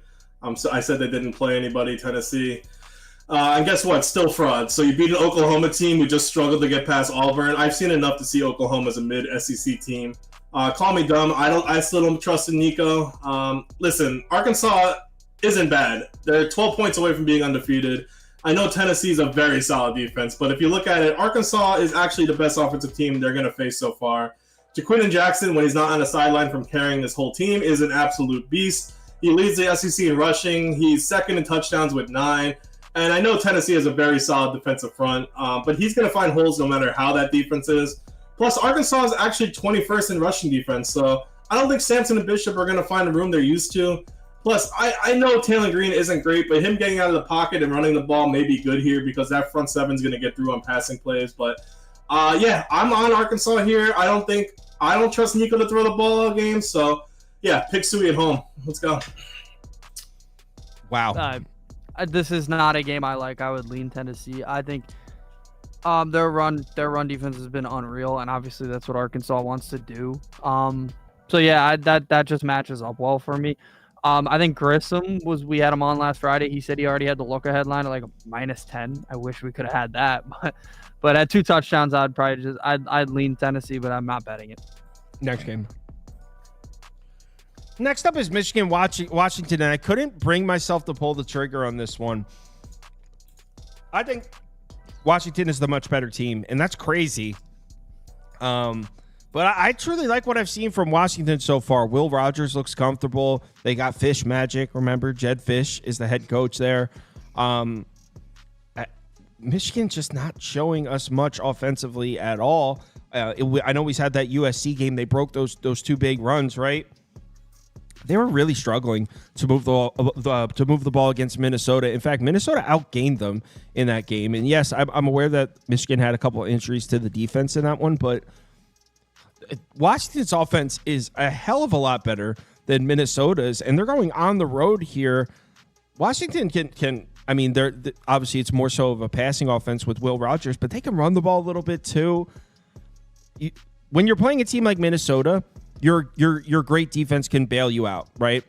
But on the road in Washington, I don't know if their defense is going to be able to carry them to a win here. So Washington's going to be able to move the ball here and there. Michigan's defense is good, maybe not up and down the field, but they're going to be able to score some points. And I don't know how Michigan keeps up. This offense isn't very good. Even the run game isn't very efficient. And what are they averaging? Like 3.7 yards per carry in their last couple? Even the run game isn't very efficient. So the offense just isn't good enough to go on the road at Washington and win a road game here. So I think Washington wins. That'd be my pick. Actually, I could see myself. What time's this game? This is a night game? I think so, yeah. Yeah, I could actually see myself adding this one because I talked to some people in the Discord that are on Washington too. So I think I might add this one and bet Washington later on. Yeah, I'm going to lean Washington here. I guess Orji's starting again, and I'm sorry, but they did not win last week because of him. So, plus Washington put up so many yards in that Rutgers game. They just couldn't capitalize with their dumb mistakes and missed field goals. So Washington has a really solid offense, but a lot of people don't talk about their defense. They're 25th in defensive rating, a little better defending the pass than the run, but really we can put 8 in the box here and try to let Orji throw the ball. You saw him last week, so if they're going to try to throw, it's not going to go well. So Will Rogers is going to throw the ball a lot here. Michigan's secondary is very vulnerable, and Rogers already throws for 76% completions and has no picks on the year. Michigan gives up 249 yards a game through the air, which is 103rd in the country. We said the big house is tough to play, but Washington's won 17 in a row at home. And cross-country games aren't fun. And though Michigan obviously has the better backfield, I think Washington's air game, I think they're going to have enough here to win the game. So I'm going to take Washington. I gotta say I disagree there. This Michigan defense hasn't showed any vulnerability in my opinion. They have done a really good job. Teams are getting yards on them because you're throwing the ball a lot. I mean, the highest yards per attempt this year was 6.8. That was Quinn Ewers. That was a game where, like, I think we remember that game and we're thinking, oh well, Michigan wasn't in it the whole time. Quinn Ewers didn't exactly dice them up. They were efficiently fine, but they weren't like overwhelmingly great in that game.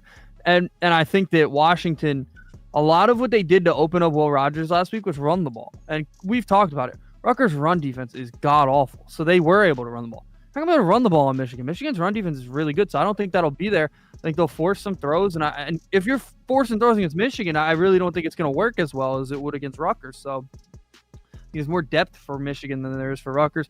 So really what I'm asking is, can Michigan just score a little bit? I think they can do just enough to win the game. Maybe win the game on a field goal, on a game-winning field goal or something like that. I just think this is gonna be a low-scoring, boring-ass game. Even a high-powered offense like Washington, it's not going to be high-powered against Michigan. This Michigan defense is really good. So it'll be more high-powered than Michigan's is. All right, next game. Next up is USC Minnesota. I do have a bet in this game. So I wrestled back and forth between the under and Minnesota plus the points. I ended up taking the under. I got it at 48.5. So look, Miller Moss. Should we sell our stock in Miller Moss right now? I mean, really hasn't looked that great. He opened up the season, made some really nice plays against LSU, and at the time we thought LSU's defense was going to be improved, or at least I did. So I was impressed by it. I was like, yo, Miller Moss this year. I mean, since then, he didn't do anything on the road in the Big House. And, I mean, by the way, speaking of the team in this game, Max Brosmer was about equally as efficient against Michigan as Miller Moss was. Max Brosmer, the FCS quarterback that transferred to Minnesota. So I don't know how much faith I have in blindly taking Miller Moss to light a defense up, because he really hasn't shown us it. And by the way, Minnesota has some elite numbers against the pass. They're second in the country in yards per pass attempt allowed, 12th in effective pass. Granted, haven't really seen a passing attack. They saw North Carolina, Iowa, Michigan. They've seen good teams, but they haven't seen a passing attack. So maybe second in the country in yards per pass attempt isn't really, you need to take that number with a grain of salt. But I don't really trust this USC offense to necessarily light Minnesota up. And on the other side, I like Minnesota to run the ball here enough to run some clock and to avoid giving USC easy, good field position. I think it's a little bit of a buy low spot on Darius Taylor. If you're a prop guy, maybe take his rushing over. Minnesota is coming off back-to-back games against Michigan and Iowa. Ultimate buy low spot for the RB. Obviously, he didn't have great numbers against Michigan and Iowa. He can run the ball on USC. So I expect Minnesota to be able to control the pace a little bit offensively, run the ball, keep Miller Moss in uncomfortable situations, meaning pin him deep in his own end, hopefully get some pressure on him. So I think the game stays under because Minnesota is able to control the tempo of this game a little bit using the run. So I don't trust Minnesota to finish drives. I don't trust Brosmer to make those types of throws again. So I think Minnesota running the ball will probably end in punts or threes, but it should put USC's offense in uncomfortable situations. So I'm on the under. Exact same bet. I had it at 49.5. I think it's gone down to 47.5. I think that this is just a clear. I'm not going to sell my stock in Miller Moss. I think he can still be really good, but I don't think the spot's great for him. On the road, a lot of cross-country travel.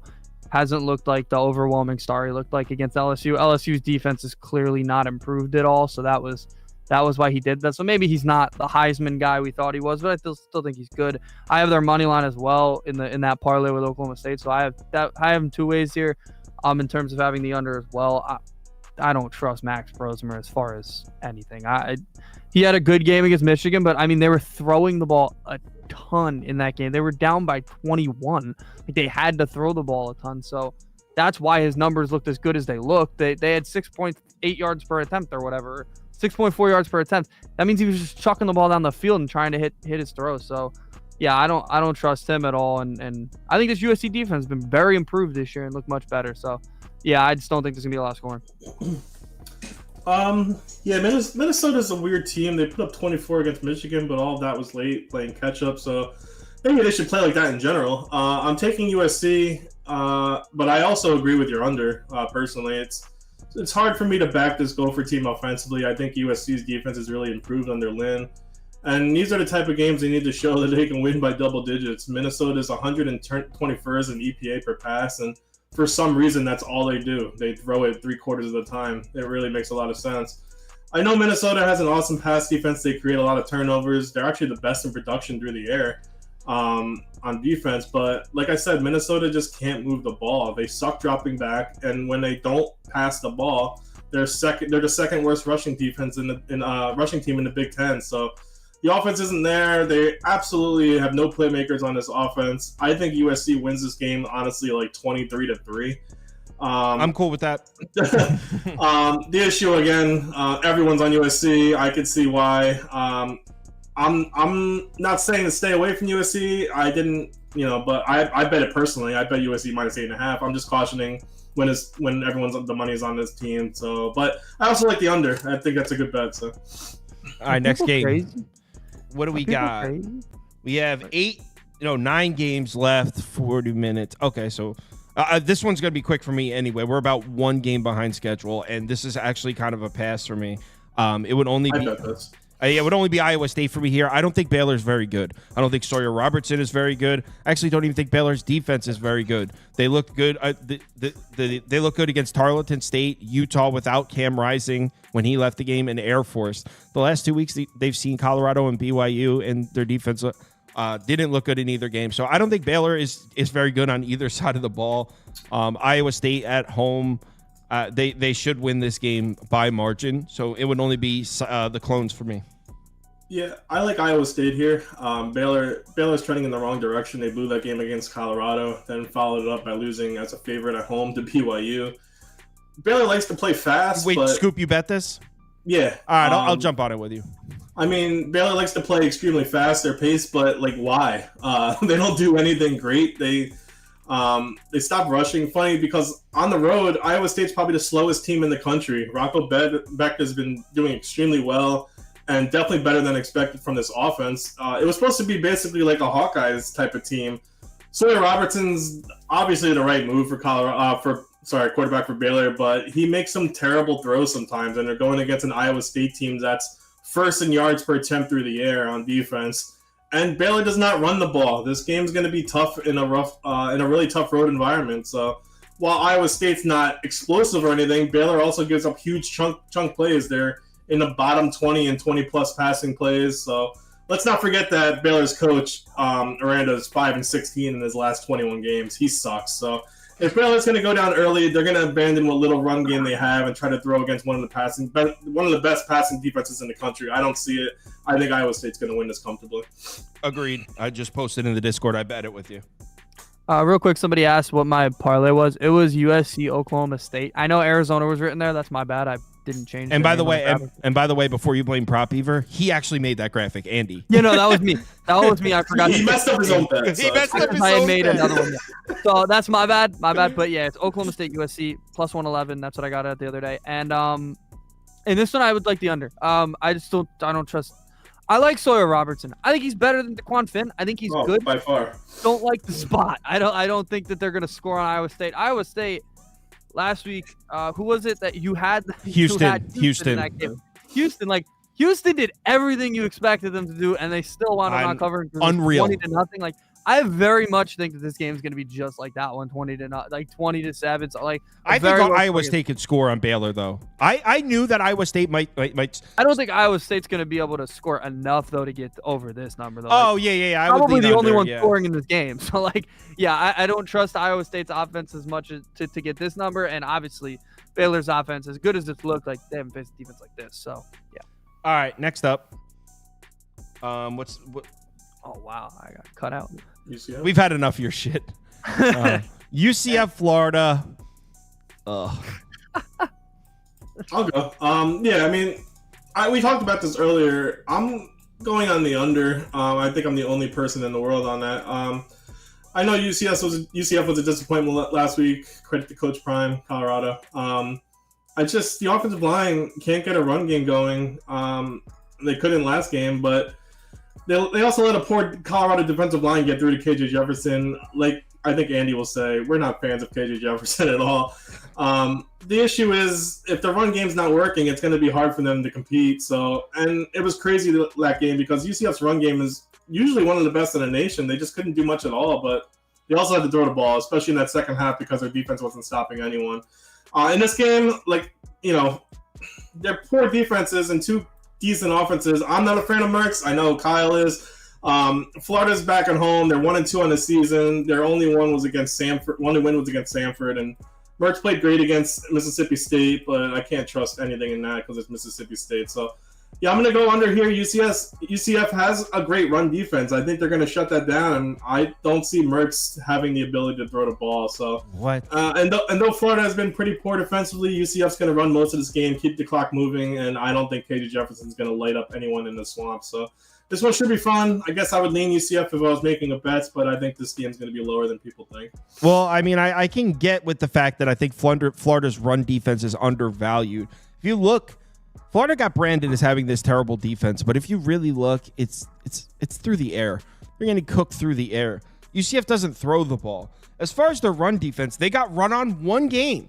They got run on one game this year, and it was kind of a bullshit game. Texas A&M announced that Wegman wasn't playing, and they were starting Marcel Reed last minute.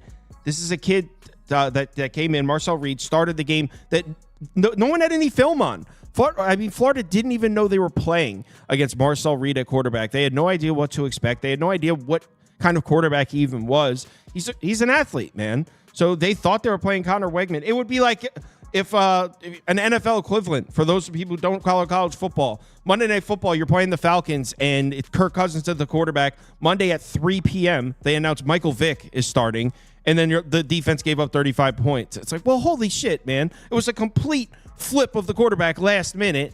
I think that was more Florida's defense getting caught off guard than it was Florida having a bad run defense. They have a very big defensive line.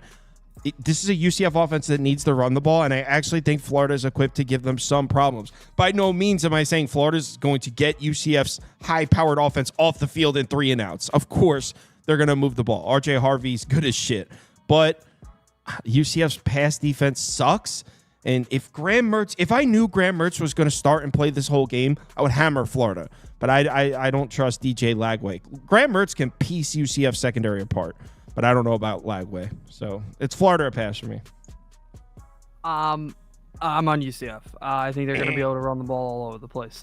You did say that only one team has run on them. I will give Mississippi State some credit. They had a 51% success rate. They ran for 4.3 yards per carry. That's a pretty good game for Mississippi State. Mississippi State's not a team that runs the ball, and they ran pretty well on Florida. So clearly this Florida rushing defense is not very good. They're facing the absolute best, and now they're facing a team that's pretty damn desperate. Had UCF... Yeah, because Napier's not desperate. I mean, you can be as desperate as you want. If you're staring down the barrel of a shotgun, you're still probably going to get shot there. So I don't think that there's a difference between the desperation here. UCF is trying to hang on to their season. Billy Napier is just trying to get another week of pay. So I think UCF's desperate is a little different. Had they beaten Colorado last week pretty badly, I might have been on Florida here, but I think desperate team needs to play perfect. Give KJ Jefferson credit. Don't like KJ Jefferson. He's a small game merchant. The one game where he came up well last year was he went to the swamp and won. I think he can do it again.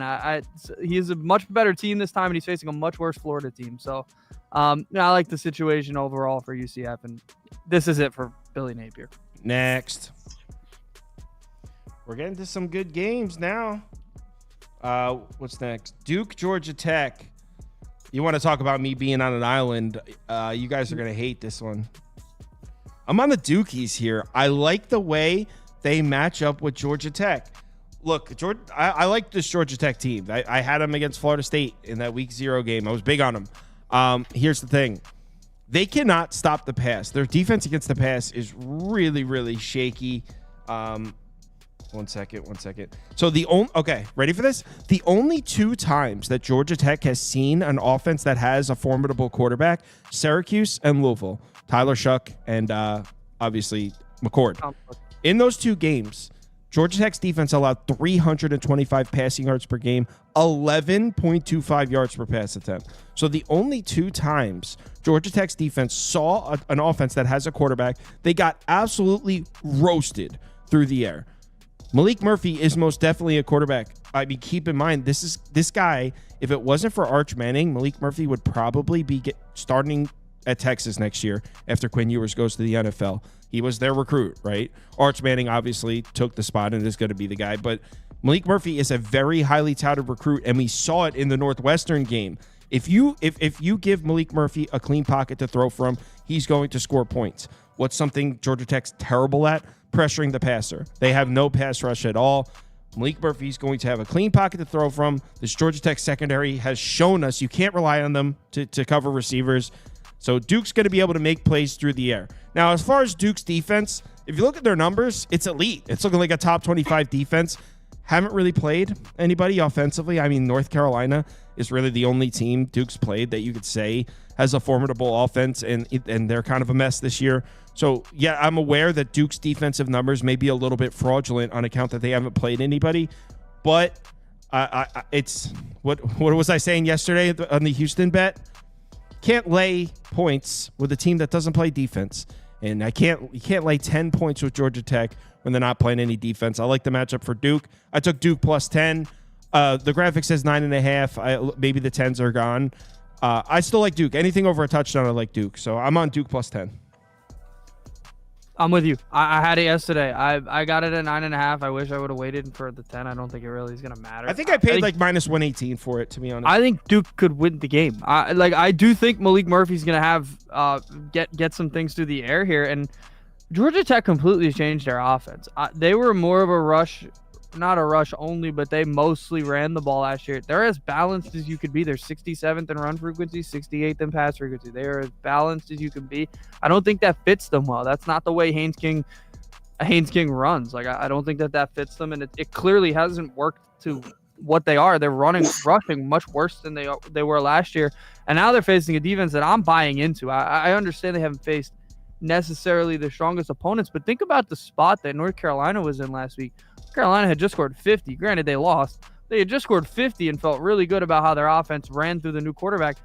And then they only got 20 the next week, and they blew and they shut them out late in the game. Like, they shut them out in the fourth quarter, only gave up 3 points, I think, in the second half. Like, Duke defense came up clutch in that game and wound up winning the game for their team. They won the game mostly on the backs of their defense. So I think they could do the same thing here. Georgia Tech, not a tough place to play. It's just a normal ACC building. So, yeah, I think Duke can win this thing. Scoop. Yeah, love the respect Duke's getting 5-0 and catching 10 points. That North Carolina game, they had a 2.9% chance of winning. Good for them. I like the under personally. Malik Murphy, I think he's absolutely terrible. But Sar Thomas, Peyton Jones led that team, and obviously the defense in that second half was great. Georgia Tech doesn't turn their opponents over ever. They rarely do. They have 0 interceptions.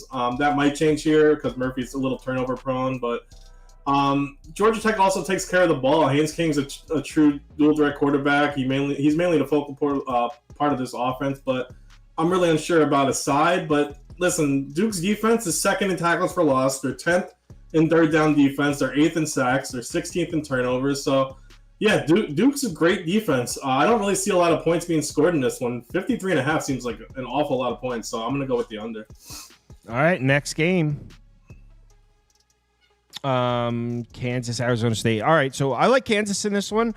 Obviously, I like my plus 3.5 better than a plus 2.5. I got it at 3.5 earlier in the week. But I think Kansas wins this game outright. So my pick would still be Kansas here at 2.5. Arizona State's defense looked really good against the run in their 2 home games, allowing just 1.21 yards per carry, which is a little concerning because Kansas offense thus far has been relying on the run. They're a very good rushing attack. Jalen Daniels definitely going through some problems this year in terms of throwing the ball. But here's the thing. Those 2 home games for Arizona State where they shut the run game down was against Wyoming and Mississippi State. Neither run game impresses me. I mean, I'm not throwing you a parade for stopping Wyoming and Mississippi State's rushing attack. Kansas and that rushing attack, completely different animal. So even if Arizona State is able to hold Kansas run game in check, and that's a big if. I don't think they can. But even if they can, I think this is a great opportunity for Jalen Daniels to make plays through the air. Look, I am. You've heard me say several times that Jalen Daniels was overrated entering the season. I think we might be getting to the point where he's a little bit underrated. This is a guy we were talking about. Well, not we. I wasn't. But this is a guy that was being talked about in NFL discussions before the year. We don't trust him to make plays on Arizona State's secondary. I mean, Blake Shapen was piecing them up. They should have won that game. Mississippi State should have won that game against Arizona State. This is a really good opportunity for Jalen Daniels to put a good game together. But it's really, my bet here isn't so much what I just said. It's more fate of the Arizona State offense. The Scatterboo magic is gone, man. I mean, last two games, Arizona State's rushing attack, 2.7 yards per carry, 97.5 rushing yards per game in their last two. That Scatterboo shit isn't working anymore. And Kansas, surprisingly good defensive front this year. They're 49th in the country in yards per carry allowed, 33rd in effective rush. Kansas played West Virginia and UNLV, two of the most dynamic rushing attacks in the FBS this year. Yes, West Virginia is a little bit disappointing, but two very good rushing attacks. Kansas held those two teams to 4.2 yards per carry. So I don't. That Scatterboo shit, it's a thing of the past. I doubt it's going to be here. The way to score points on this Kansas defense is throw the ball. Have you seen Sam Leavitt? Give me Kansas. They went outright. Yeah, I'll be quick on mine. I don't trust Sam Leavitt, so I don't think that he's going to be able to keep up here. I do think Jaden. I do think I think Daniels will be better. Like he's been pretty bad, and we've seen him be successful. Granted, his stats were a little inflated based on opponents, but before this year, and we kind of noticed that when we did our Kansas preview. We kind of noticed that week one, but like he was winning games, so I think he'll get back to that at least. They kind of helped themselves last week, so I think they'll come in and win this one. Like you said, Arizona State's start to the season is about as fraudulent as you could get. They played Wyoming, who we all know is awful. And then they played Mississippi State, who's easily the worst SEC team, and it is not particularly close. So they had a pretty fraudulent start to the year, and Kansas played some tough opponents in the middle there. So, I think Kansas wins the game outright. Yeah, this is another game I'm not sure about. Kansas has burned me too many times, but I'm never going to say they're banned because it turns out when you say they're banned, it's hard to – that's when they win their next game. Yep. I mean – lost at home to TCU, who you just saw yesterday, lost to Houston and an offensive beauty by Houston. I don't know. Things have been really falling apart for Kansas. Arizona State is the 13th best run defense in the country, so Kansas will try to put it on the ground. I'm not sure they can, but that being said, Kansas still, in my opinion, has the better team. They've been a little unlucky with turnovers. Some aren't all of Jalen Daniels' fault. I don't know who just said it, but Jalen Daniels did go from an 89 in EA college football to an 87, so that's going to fire him up. Only one other quarterback went down 2 points overall. That was Grayson McCall from NC State. So, no, but I know Kansas' passing offense has been bad, but Arizona State's allowed 205 yards passing a game, and the last two or three were for 265 plus. So maybe this is a bounce back win for Kansas. I still think they have the better team overall than Arizona State. So I'm not betting it, but I would lean Kansas. Next game. Next game is Miami-Cal. I personally think Miami smokes them, but I think, what I saw, I had Virginia Tech plus 17.5 or plus 18 in that game. But what I saw from Miami's passing attack is they're so good. So I think Miami smacks them, but I think these guys feel more strongly about this game than I do. So I'm not going to say anything. I'll let them talk. Yeah, I think they're going to beat the crap out of them. I think Cal's like Arizona State in that way. Like, they got very hyped up for their Florida State game, and they lost that one in about as worst of fashion as you could. It was such a boring game, such a low scoring game. This Miami team's not gonna play many low scoring games this year. I mean, this Miami offense is a different breed. They haven't faced a quarterback like Cam Ward. Surprised Miami hasn't been running the ball as much as I thought they would. Damian Martinez hasn't gotten featured as much. Came 10 yards short of his 70 plus that I needed last week. But, I mean, he's still been there. They've still been there, and they have the talent. So, after they faced their scare last week, right? They almost got upset by Virginia Tech on the last play of the game. They faced that scare. Now they're going to be woken up. Got an extra day of rest, playing Cal. I know Cal's coming off a bye, but that doesn't scare me. I don't think Cal's a very good team. Mendoza is not the arm you need to beat this Miami team. I don't know if that makes sense, but I think you need a perfect game, and I don't necessarily think they could do that. If you remember the one game Cal won, or the big game that Cal won was Auburn. Peyton Thorne threw 4 interceptions in that game. Cam Ward's not doing that. So, yeah, I think Cal's gotten pretty fortunate. So, I like Miami here. Yeah, yeah, you're wrong. So I'm going to take California, plus 10.5. Last time, I thought Miami was going to win a double-digit spread. They beat Virginia Tech by 4.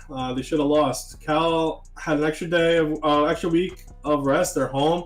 They looked pretty bad against Florida State, but they did outgain them by 130 yards, had a pick, missed 2 field goals. They definitely should have won that game, or at least covered. To start the season, I didn't think Cal would be much of anything. They've been awesome. They're 30th in defensive rating this year. They're a middle-of-the-road kind of offensive team, but I think they're really going to get the ground game working, especially between the tackles. I think Mendoza's fine. He's capable of making a good throw or two. He's obviously not close to Cam Ward's ability, but Cam did throw 2 picks last week, and Cal leads the nation in interceptions with 10. So if you don't think Cam Ward's going to throw some interceptions, I think you're in for a rude awakening, sir. Miami's traveling across country for a night game, too, so I think this is going to be too many points for an opportunistic Cal team. I don't think Cal wins, but I could see him staying close this whole game. Next, Missouri, Texas A&M. Wow. So the mark, I do not understand the market here in this one. I'll make it quick because very simply. It's very simple how I feel about this game. Missouri is the better team, or at least I perceive them to be the better team. I had Missouri closer to where I have like Ole Miss in the SEC. Texas A&M just not at that level. I don't even know who's playing quarterback. Has that been announced yet for Texas A&M? They said Wegman's available, but doesn't necessarily. Yeah. Oh, right. No, I did see that. So that led me to believe he's probably not going to play, and we're going to see Marcel Reed. Well, that's music to my ears. Yeah, Texas A&M's offense has looked good with Marcel Reed at times, but Missouri's run defense this year in the Boston College and Vanderbilt game, allowing just 3.15 yards per carry in those 2 games, 97.5 rushing yards per game. The reason I picked those 2 games out, Castellanos, Diego Pavia, 2 dual-threat quarterbacks like Marcel Reed is. So in the 2 games where Missouri saw athletic dual-threat quarterbacks, they had no problem shutting the run down. The Mizzou offense is off to a little bit of a slow start. Certainly the passing offense is. We expected Brady Cook and Luther Burden to be Heisman talk in the Heisman conversations. Haven't really seen it yet, but that's not unusual in college football. Conference play starts, and all of a sudden you see teams turn it up a notch, and then fast forward a month from now, we won't even remember how Brady Cook and Luther Burden got off to a slow start. So I expect Missouri to look like the Missouri we were all expecting. Kind of like what I was saying about Virginia Tech last week. Like, I think Virginia Tech's going to show up in this Miami game and actually look like the Virginia Tech we were expecting. That's what I think about Missouri here. I'm on Mizzou. Clearly the market, I can't believe this line hasn't moved. In fact, it moved against me. I have 2. So I'm on Mizzou. Yeah, really, I think both of these teams haven't kind of reached their full potential yet. And there's concerns in Missouri since they had back-to-back close games against Vandy and Boston College. Kind of like what Kyle said, Brady Cook hasn't found it yet, but he isn't playing as good as he can. He's better than what you see. Texas A&M's really been struggling in tight games, and they give up some chunk plays, but I mean, good for them. They're winning the close games. They're really putting away teams when it matters. Everyone focuses on Luther Burden on Missouri as their best wideout, but they have many weapons for Cook. Like Weiss Jr. is actually having a better year so far. So, plus they're, as much as Missouri's struggling, they're still 27th in the country in yards per game, and they're extending drives. They're 54% in third down conversion rates, one of the best in the country. So. And then after losing their 5 starters to the NFL on defense, and they're losing their defensive coordinator to LSU, they're expected to drop off, but they're doing awesome. They're allowing 12 points a game. They're ranking 8th in yards allowed per game on. So yeah, really since Wyman went out, this team's become a bit one-dimensional too, with only Le'Veon Moss carrying this team. Missouri's 19th nationally against the run. They've actually only given up 1 touchdown on the ground, and they're averaging 2.84 yards per attempt as a defense. So, yeah, like Kyle said, if Marcel Reed's here, that's even going to be even better. So he's not a good passer. I like Missouri here, even though A&M's defensive line is obviously stacked. They're one of the best in the country, but I think they're going to do enough to score some points, and the defense should definitely keep them in the game here. So, I agree. Texas A&M has had 2 games in which they played pretty good, or 2 games in which they faced good run defenses, and they had 3.8 yards per carry in both of those games. The one game, obviously, everybody talks about was the one with Marcel Reed. That's a Florida run defense we just talked about isn't very good. Missouri is obviously a different breed, like Kyle said, in terms of stopping the run. And yeah, I do think Brady Cook will be much better than this. He's just had a slow start, but it takes some guys a while to get to come out of the gates and get going. So I with no pass attack, I really don't think Texas A&M has it. Not really sure why the line is the way that it is. Maybe I don't know. But yeah, I like Missouri here. Next. And actually, let's just skip the next one because we're behind. I like Arizona to win. I already gave out the parlay. So yeah, Rutgers, Nebraska. 2 games left. None of us are allowed to bet this one. We're all in New Jersey. But as I said in the video, I think I believe the phrase I used on the show earlier in the week is I believe the clock is about to strike midnight on Rutgers. It probably should have struck midnight last week against Washington when they were severely outplayed. Rutgers was lucky as hell to win that Washington game. And I'm not saying that as spitefully. I was happy as hell they won the game. I'm rooting for Rutgers. I'm rooting for Rutgers in this one as well. But the truth is, Washington averaged like 7.7 yards per play or something in the game. Every single bounce that could have gone Rutgers' way went their way. On the road in Lincoln, I don't see it. I mean, maybe Monangai is able to run the ball a little bit on this Nebraska defensive front, but that's a big maybe because it's a pretty good defensive front. Nebraska's got a great pass rush. Kaliak-Manis should be in some serious situations here, trying to make plays through the air, maybe even a pick or two. We haven't really seen Kaliak-Manis put in positions where he needs to drop back and make big throws. We're going to see it tonight, and I don't think it's going to go the way Rutgers fans hope it's going to go. And then on the other side of the ball, look, Nebraska's run game is definitely a little bit disappointing. I thought it was going to be pretty dominant. It's really not, but Raiola is exceeding my expectations. Nebraska's actually got a little bit of a passing attack here. So I actually think Rutgers defense is equipped to give Nebraska some problems here and there. They do have a good secondary, but I, in my opinion, if Nebraska scores 20 points, they cover this number. So I also like the under, but Nebraska minus the points would be my pick for the game if I was able to bet it. Yeah, I agree. I think it's going to get ugly. Kyle Monangai, he's been great. We know that. I think this Nebraska run defense is probably the best they've faced to this point. And that means, like he said, Kaliak-Manis is going to have to make plays, and I don't believe that's going to happen. And on the other side, I think the run defense for Rutgers is really bad. And I think any team that's able to run the ball is going to get a lot on them. I think Nebraska's able to run the ball, and I think that'll open up the pass as well. Dylan Raiola, we all know he can sling it. In Nebraska's one loss, they still had 4.5 yards per carry in terms of rushing the ball. Because of the college rules, they finished that game at 1.7 because of sacks. That was stupid. So we know they can run the ball even in their losses. Yeah, I don't like this spot at all for Rutgers. And I also just got to alert that Connor Wegman is starting for Texas A&M.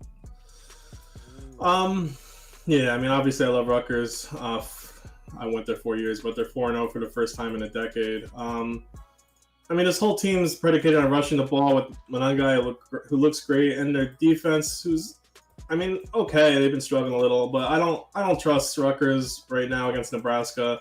They have a quarterback that can't throw the ball great. I mean, if they had a solid quarterback, I think they'd be in the upper tier, but I just think this is a bad spot for them. Nebraska's coming off a sloppy game against Purdue. They drove the ball okay until they got into field goal range, and in that first half against Purdue, they missed 3 field goals. 2 of them were blocked. So, and then in the second half, they turned it on. They scored 3 touchdowns. Scored touchdowns in all their possessions in the second half. So, I think Matt Rule's a good coach. He's going to make adjustments, especially mid-game. You can see they develop a run in the second half against Purdue, which helps Raiola. So, Rutgers defense is okay. It's just not enough to stay in this game. Emmett Johnson has looked great and should find some gaps in the Rutgers defense. Like you guys said, Rutgers doesn't have a great rush defense. So I think Rutgers can stay around early. I think they do. I think the more this game goes on, the issue is, which they haven't done yet, if they're down, they're going to have to throw the ball. And this whole offense is Monangai. So I take Nebraska here. Last game up, and then we'll do a community parlay. Ole Miss, South Carolina. Andy? Yeah, I like Ole Miss here. Call me crazy. I think they're way more talented. I think they're coming off one of the more embarrassing games in recent Ole Miss history. Obviously, that was the complete opposite of what they're expected to do. They're expected to throw the ball down the field, sling it, quick pace, get everything they want. Didn't do it. Kentucky's pass rush really got to them. Kentucky's front really got to them. And in terms of like transactionally, South Carolina should do the same thing, right? South Carolina's got one of the best pass rushers in the game. But I think this is just a woken up Ole Miss team. They were beating the hell out of pretty bad opponents, but I've been saying this. I'm not convinced that South Carolina is a good football team yet, right? What is their shining moment this year? The LSU game that they lost, like I know they beat Kentucky, but the shining moment for them besides that is a very bad defense that they played, and they kept it close against them. They still lost the game, blew it. What do we know about Lenore Sellers? Because I think Ole Miss is going to stop the run. Can Lenore Sellers throw the ball here? I'm not convinced that he can. He's not even 100% healthy, really. And obviously, if Robbie Ashford has to come in, I don't really trust that at all. So I don't like this South Carolina team at all. It's kind of similar to how I felt about their basketball team too. And they went on a hot run. Whoa. I really think that I think the magic that basketball team had, I don't think Shane Beamer and this football team has that. I think Lane Kiffin is pissed off. And also another thing about Lane Kiffin is if he knows he has control of the game, he'll beat the crap out of you. And I think he knows he might have to here. Not saying that they're going to, and not saying that they are going to be able to. I'm just saying if they have control of this game, they're gonna blow them out as much as they can. So they're gonna try to make it cute. So I think we can get a cover like that. Scoop. Yeah, this game's gonna come down which Ole Miss team wants to show up. That Kentucky game wasn't close to what I expected. So the South Carolina team beat Kentucky 31-6 in Kentucky, then followed up with that 3-point loss to LSU, and that Akron game doesn't count. So do I believe in Robbie Ashford? I don't know. Before that Kentucky game, I thought Ole Miss would kill the South Carolina team. I'm still leaning that way with Ole Miss. I certainly don't believe in Lenore Sellers. So I know South Carolina's defensive front is really good. Kennard's been doing great, but really as mobile as South Carolina's quarterbacks are, their offensive line is shaky, and Ole Miss is third in sacks, first in tackles for loss. Jackson Dart's still the best quarterback in this game. I think he shows it. As much as South Carolina is great defensively, especially outside the edges, Jackson Dart is still going to light it up, I think. Their defense should also be able to contain whether it's Ashford or Sellers. So, yeah, flaccid Cox today. Yeah, I think Ole Miss beats the hell out of them. This South Carolina offense isn't good. I mean, we saw one game in LSU where they broke a couple runs, but as a whole, the South Carolina offense really hasn't done anything. Sellers' numbers throwing the ball, if you looked at his passing numbers on the year, I mean, 2 touchdowns, 2 interceptions, an F QB rating. Really, they don't throw the ball. They can't throw the ball. And if you're like, it's all right, they're going to run the ball. I mean, I don't even know about that either. Ole Miss has an elite defensive front.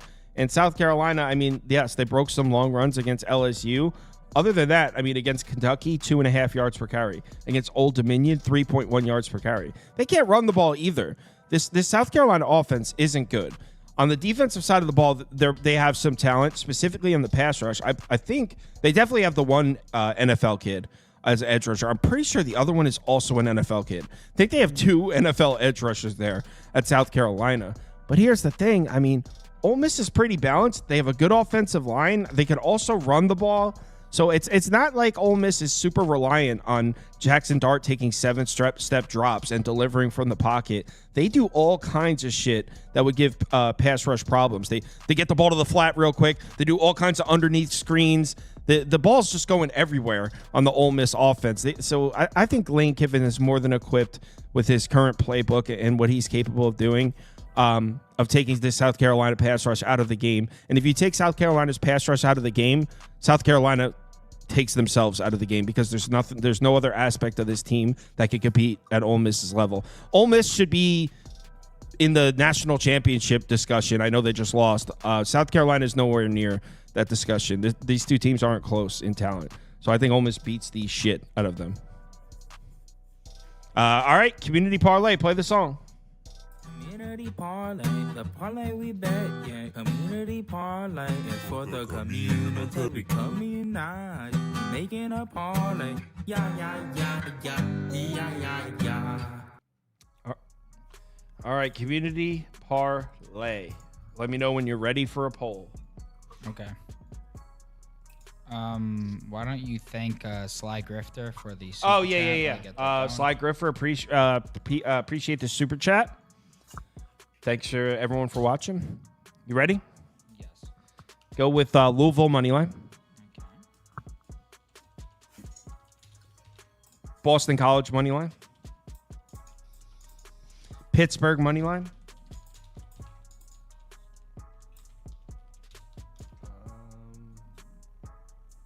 And then do Indiana moneyline. They like.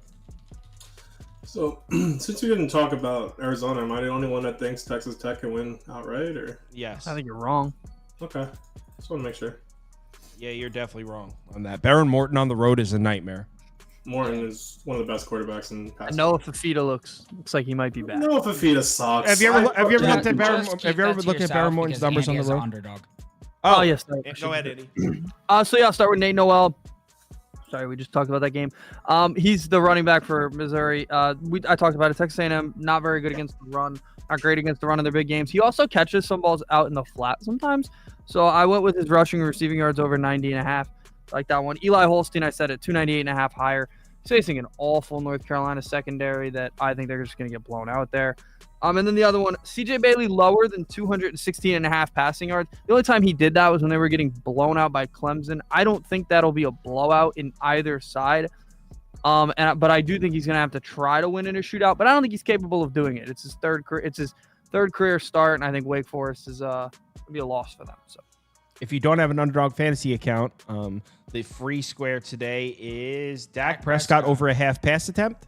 Total yard. Over a half total yard, so it's a free pick.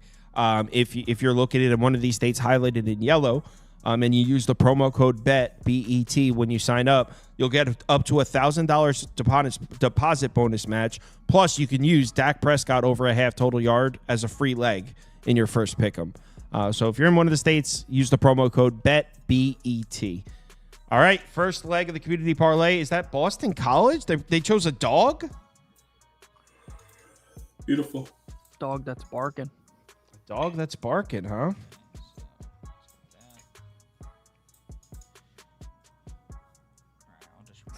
Somebody put such a good. It was comment. actually Louisville. Next up, put Virginia Tech money line. Washington money line. Iowa State money line. UCF money line. Also, what makes you trust Rafita? Like, Well, they changed play callers. Dino Babers isn't calling the plays anymore, and it's going to be a lot more conservative. They're going to include some running, and I really like the pace of the game they played last week against Utah. That was a big win. Also, it's a fate of Baron Morton on the road. He's the worst quarterback ever on the road. Dude, on the road in his career, this is last year included, he's got like 3 touchdowns, 10 interceptions. He's absolutely terrible on the road. Somebody commented, Boise State money line, how you turn $100 into a free Happy Meal. Thought that was pretty funny. who this Shout out to that person. I forgot who they're playing. Utah State, I believe, is their game today. You can bet Ashton Genty to break the NCAA, the FBS record for rushing in a game. It's plus 50,000. How many yards is that? 428 yards rushing would be the 420. tie of the record, so you'd have to get more than that. That's crazy. And that total 66 in that game. Yeah, dude, his number is 176 Washington? Okay. and a half, I believe. Washington. So where do we leave off? With his Heisman. Duke money line. They like Duke in that one. Duke won that poll. Our Kansas money line. So it's Duke money line, Kansas money line, Miami money line, and they like Nebraska. Nebraska money line. So go ahead, cast your votes on the third leg of the community parlay. I thought Boston College won the first one. It was Louisville. It was Louisville. Okay. By a percentage.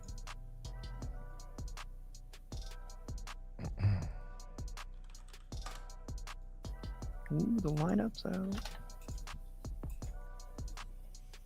Kodai Sanga, Andy.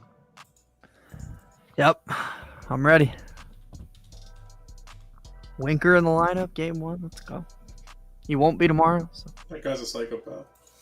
I like him. I hope we pay him. Miami money line is the third leg. There's 2 left. So put Ole Miss money line and Missouri money line, and then put Boston College back. Yeah, Boston College back and Iowa State back. There you go. So what is the last leg of the community parlay? By the way, I know everyone's about to leave. Games are about to kick off. Tomorrow morning, 11 a.m., the NFL show. Same sort of deal. We'll be live 11 a.m. up to kickoff, going through every NFL game. I know that there's a morning game on in London. Usually it's about halftime when we're starting. I'm going to figure out a way to have the live updating screen on so you could see like the ESPN play. So like that way, if you want to watch the show, but you also want to watch the game, you could see what's going on. I'm going to try to figure that out. But yeah, 11 a.m. Eastern time, we'll be live.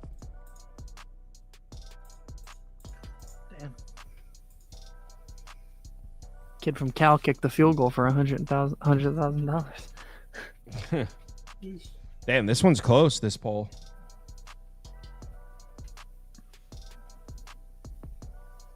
Is it going to be Ole Miss? Ole Miss is winning.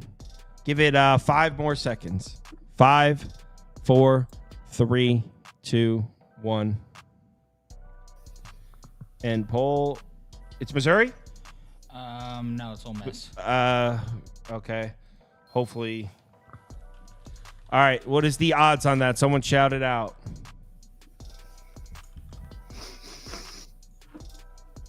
Damn, but the Louisville game's starting, so we might have even fucked it up. I mean, honestly, we do. We just can't do the community parlay. No, we just need to do it fast. Like the polls need to be quick. You can still bet it. That's what we take need it to live. do. No, you can That's still what do we it. need You to can do. still do it. You can still do Yeah, it. the polls need to be quicker. Yeah. Yeah, we should have 10 people vote for a poll. Yeah. Yep. Okay. Who gives a shit? All right. Here's the community parlay. All right. No one's going to shout out the odds, I I'm think. fine. It's Louisville, Washington, Miami, Ole Miss. Plus 316. So the community parlay is plus 316. Thanks, everyone, for watching. See you all at 11 a.m. tomorrow for the NFL show. Let's have ourselves a good one. Hopefully, next time you see me, we'll all have some more money in my account. I mean, on our account. The college football, 2 of the last 3 Saturdays have been rough. So hopefully, let's get a winning one in there. And the Mets will be up 1-0. And hopefully, the Mets will be up 1-0. Talk to everyone later. Have a good Saturday.